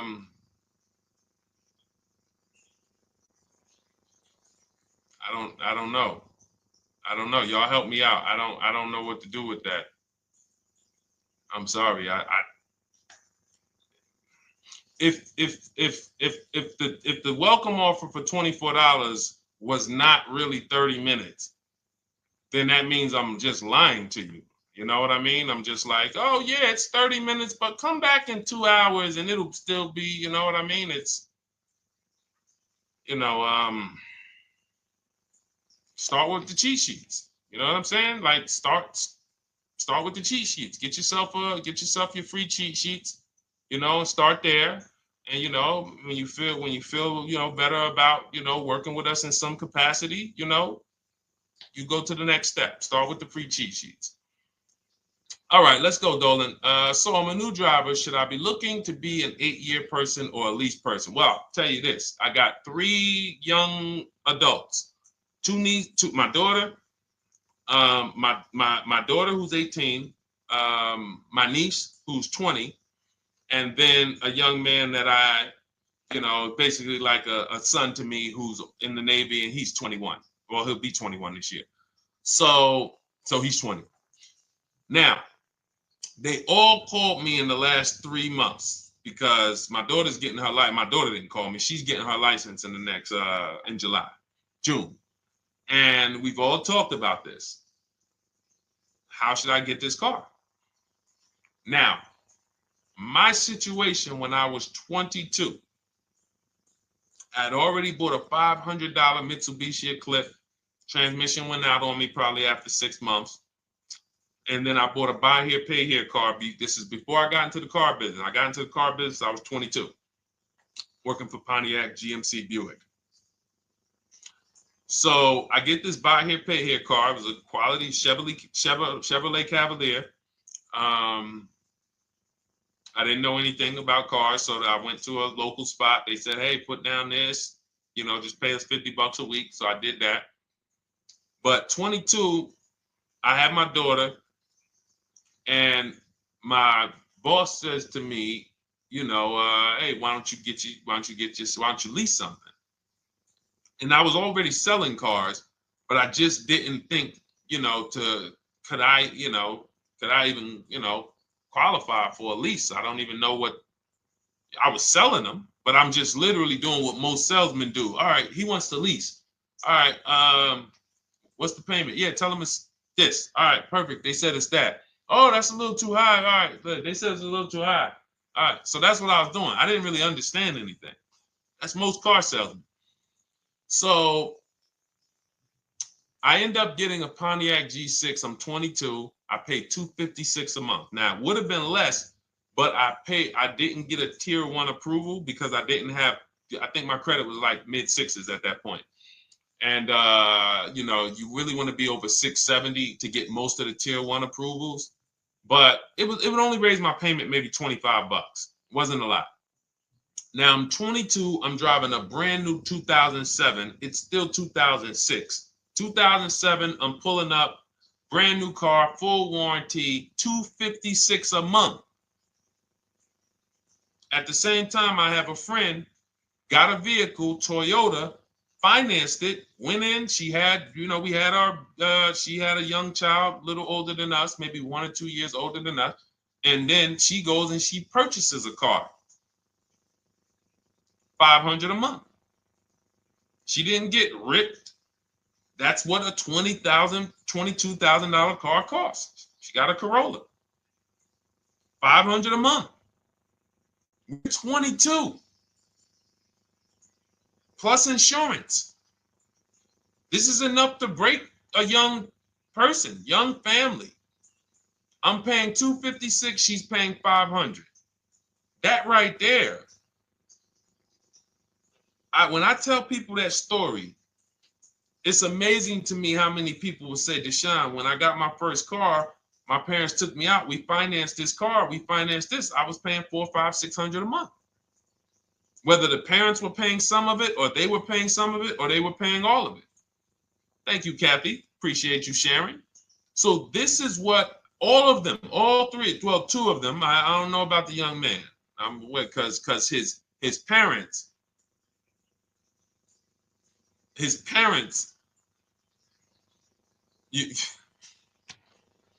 I'm not going to override your parents. And if your parents tell you that they think you should buy a used car or buy a good, then okay.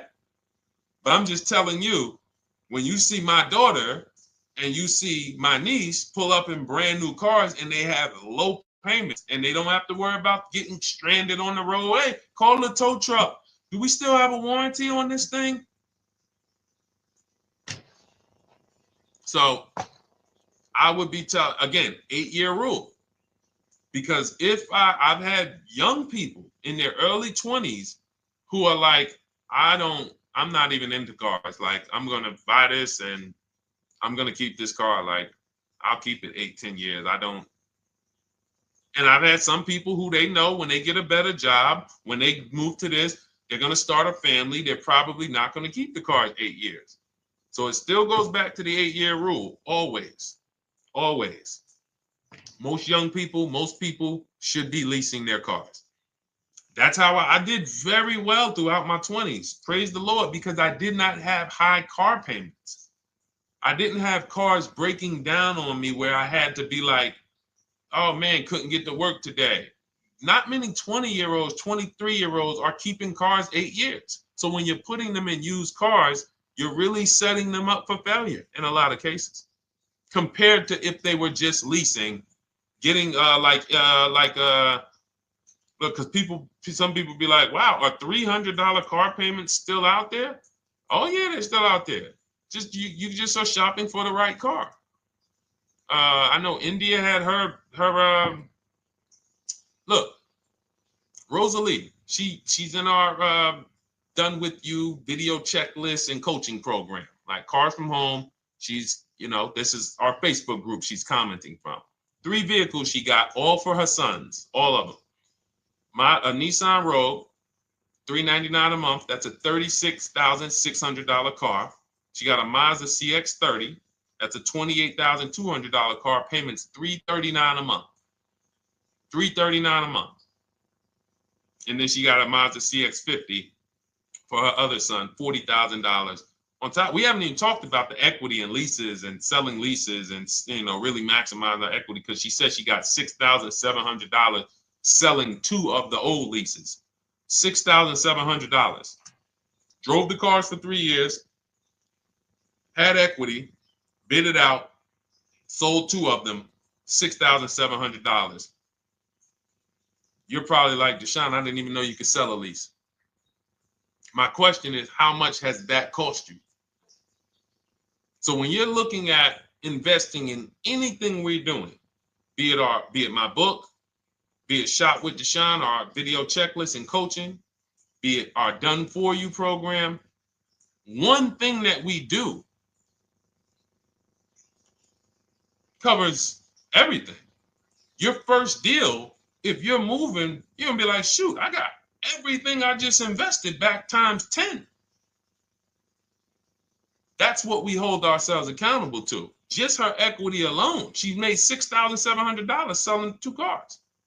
Didn't even know I could sell leases, and I just put $6,700 in my pocket selling 2 leases. Whoa. So $300 payments. Those would be perfect cars for young people. $339, that's with no money down. Imagine if she wanted to put another $2,500 down, bring the payment down to, $275. This is the way to be moving. And those of you who are getting this, are you getting this? If you're getting this, type some dollar signs. Who's getting this? Who's getting this? Type dollar signs in the chat. Who's getting it? Let's go. Who's locked in? All right. I see you, Mario. I see you, Dane. I see you, Terry Carter. I see you. Who's getting this? Who else is getting it? Who else is locked in?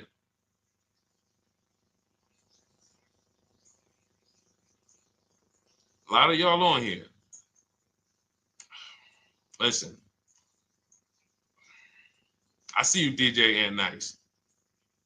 I see you, Arms Reach. And I can tell the people that's locked in because they be like, all right, Deshone, you said you're here for 90 minutes. I know we got about 3 minutes left. I'm hanging for this whole thing. I don't want to miss anything. Shout out to the people that are locked in. All right. Go ahead, Dolan.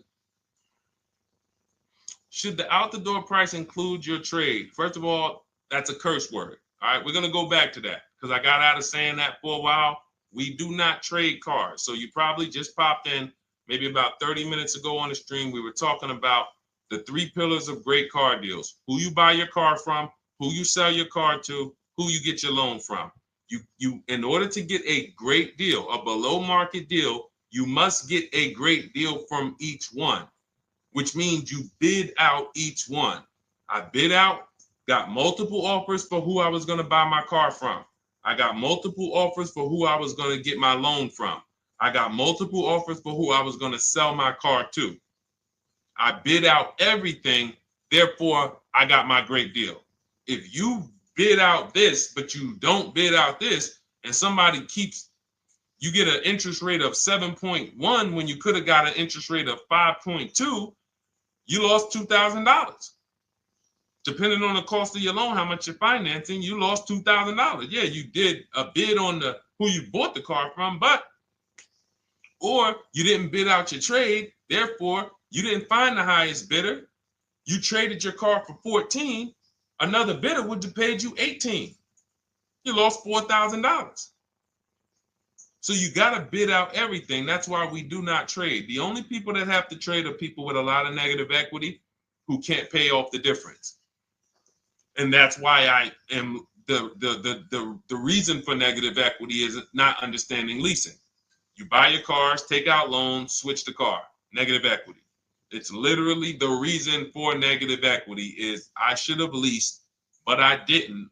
Now I have negative equity because I'm replacing this car with a loan still on it. So out the door price will not include your other car.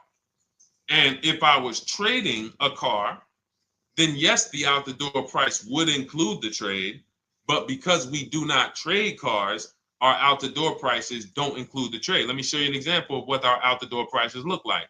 So these are some spreadsheets for our Done For You program where we shop for clients.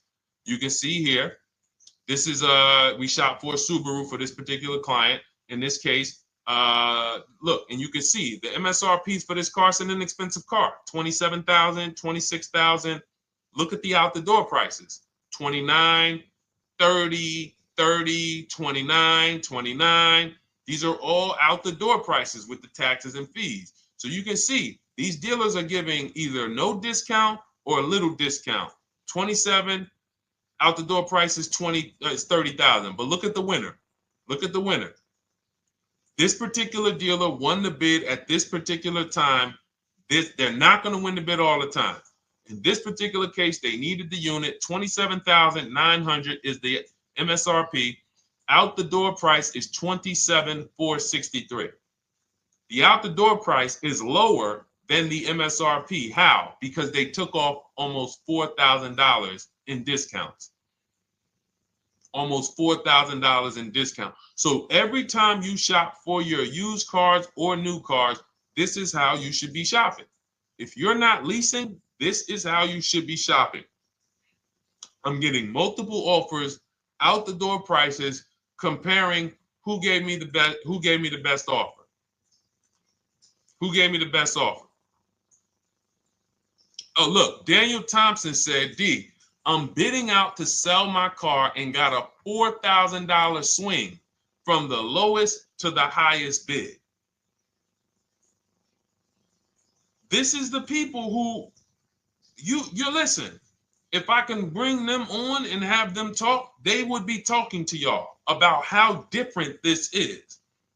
I didn't bring you here on a Tuesday afternoon, or you're not watching this. If you're watching the replay later on Tuesday, or maybe, Wednesday morning, we go live at 12 noon, Monday through Thursday. So we replay the show just for everyone who missed it. You can send all your friends, family, go to Deshone the Auto Advisor's pages, watch the replay from today's show. But they know this is, I didn't bring you here to talk to you about hundreds of dollars. We are talking thousands of dollars at all times. There is never anything that we talk about that is hundreds. Let someone else talk to you about how you can save a couple hundred more per month. We might be talking about hundreds per month. That might be the only time we're talking about hundreds, $200 per month. But other than that, which equals thousands. We're not here to figure out how we're going to save $50 this month. No, this is big, huge money. So thank you, Daniel. Thank you for tapping in with that information. So, all right, listen, guys. Everything we teach is in a step-by-step format, because when it's not step-by-step, you'll get overwhelmed. When it's step-by-step, you can challenge yourself to stay right on this step, check it off, move to the next step. Check it off, move to the next step. Step 7 in our Cars from Home process is delivery. Step 6 is paperwork. Step 1 is the most important question, which is the 8-year rule. It's literally called the most important question. 8-year rule. How many years are you keeping the next car? Step 2 is the equity assessment. That's why you heard Wendell in his book testimonial. He said, I just completed the equity assessment and we got 30% more than the book value. Bidding it out. He said, I'm about to move to the next step. So everything we teach is step. Step 3 is deal structure, where we budget and we see, all right, how much car can we afford? What does a good deal look like? Step 4, we go shopping, which is choosing what we want. Shopping, looking, doing. We're not buying it. We're shopping the market. We're test driving. We are literally choosing what we want. Shopping, enjoying shopping. Step 5 is multiple offers. That's when we're in talking to dealers online, getting offers, getting bids. Step 6 is paperwork and protection, to make sure that the offer we got is legit. We tied it up. Paperwork is right. We go over extended warranties, tire and wheel, maintenance plans. Do we need them? Key protection. Do we need any of this stuff? And step 7 is delivery. It is a step-by-step path. That is how people win. They're not coming into some college to learn how to be a car salesman or to learn everything I know. No, it's a path. So if you want the blueprint in book form, that's my digital book, Cars from Home, 7 Steps of Saving Time, Money, and Avoiding Dealerships. Normally $97, part of our 30-minute welcome offer. You can get yours for $24 in my TikTok bio, Instagram bio, the YouTube comments, and the Facebook comments. Click those links and then click the special $24 welcome offer. It's good for 30 minutes. And you'll save 75%. If for those of you who are like, Deshone, what about that video checklist? That is our Shop Done With You program. Cars from Home, done with you. You get lifetime access to everything we teach, all our below market videos, and it's short videos. I want you guys getting cars in 90 minutes. 90 minutes. Not shopping. The shopping might take you longer. Deciding what you want, you might be doing that for 2 months.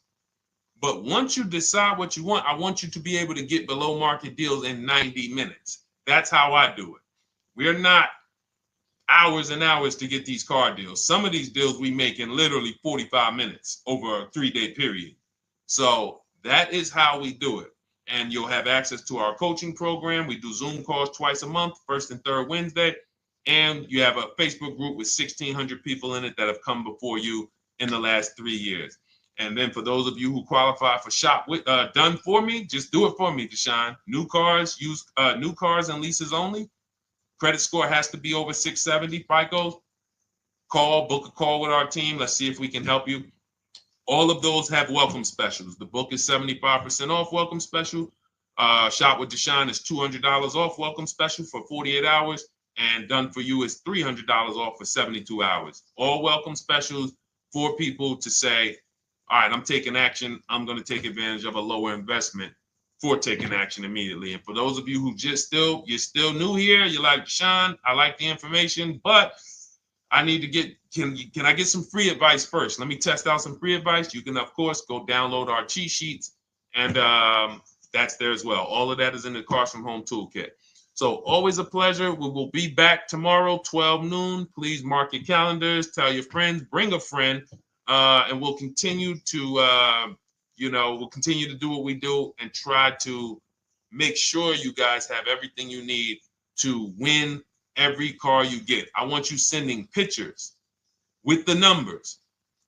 You know you've done it right when every car you get, you have pictures with the numbers. You know people who purchase cars all the time, all post their pictures. Hey, had to upgrade. Oh, just got this. Hey, had to treat myself. Oh, watch it now. But you never see the numbers because they really are not confident in the numbers. They don't want to talk about the numbers. Everybody who shops with us, whether you're getting our book, whether you're using our stuff, and sometimes people who they piece together my social media videos and they'll get it done. But they are sending the numbers. Look at what I paid for this car. Not only did I get a great car, but look at the deal I got on the car. That's when you know, all right, you understand this thing. All right, have a great day, y'all. See you tomorrow. And if you couldn't make the whole broadcast, feel free to watch the replay. We'll be replaying it throughout the day until tomorrow's show. All right, have a great day, y'all. Thank you. God bless you.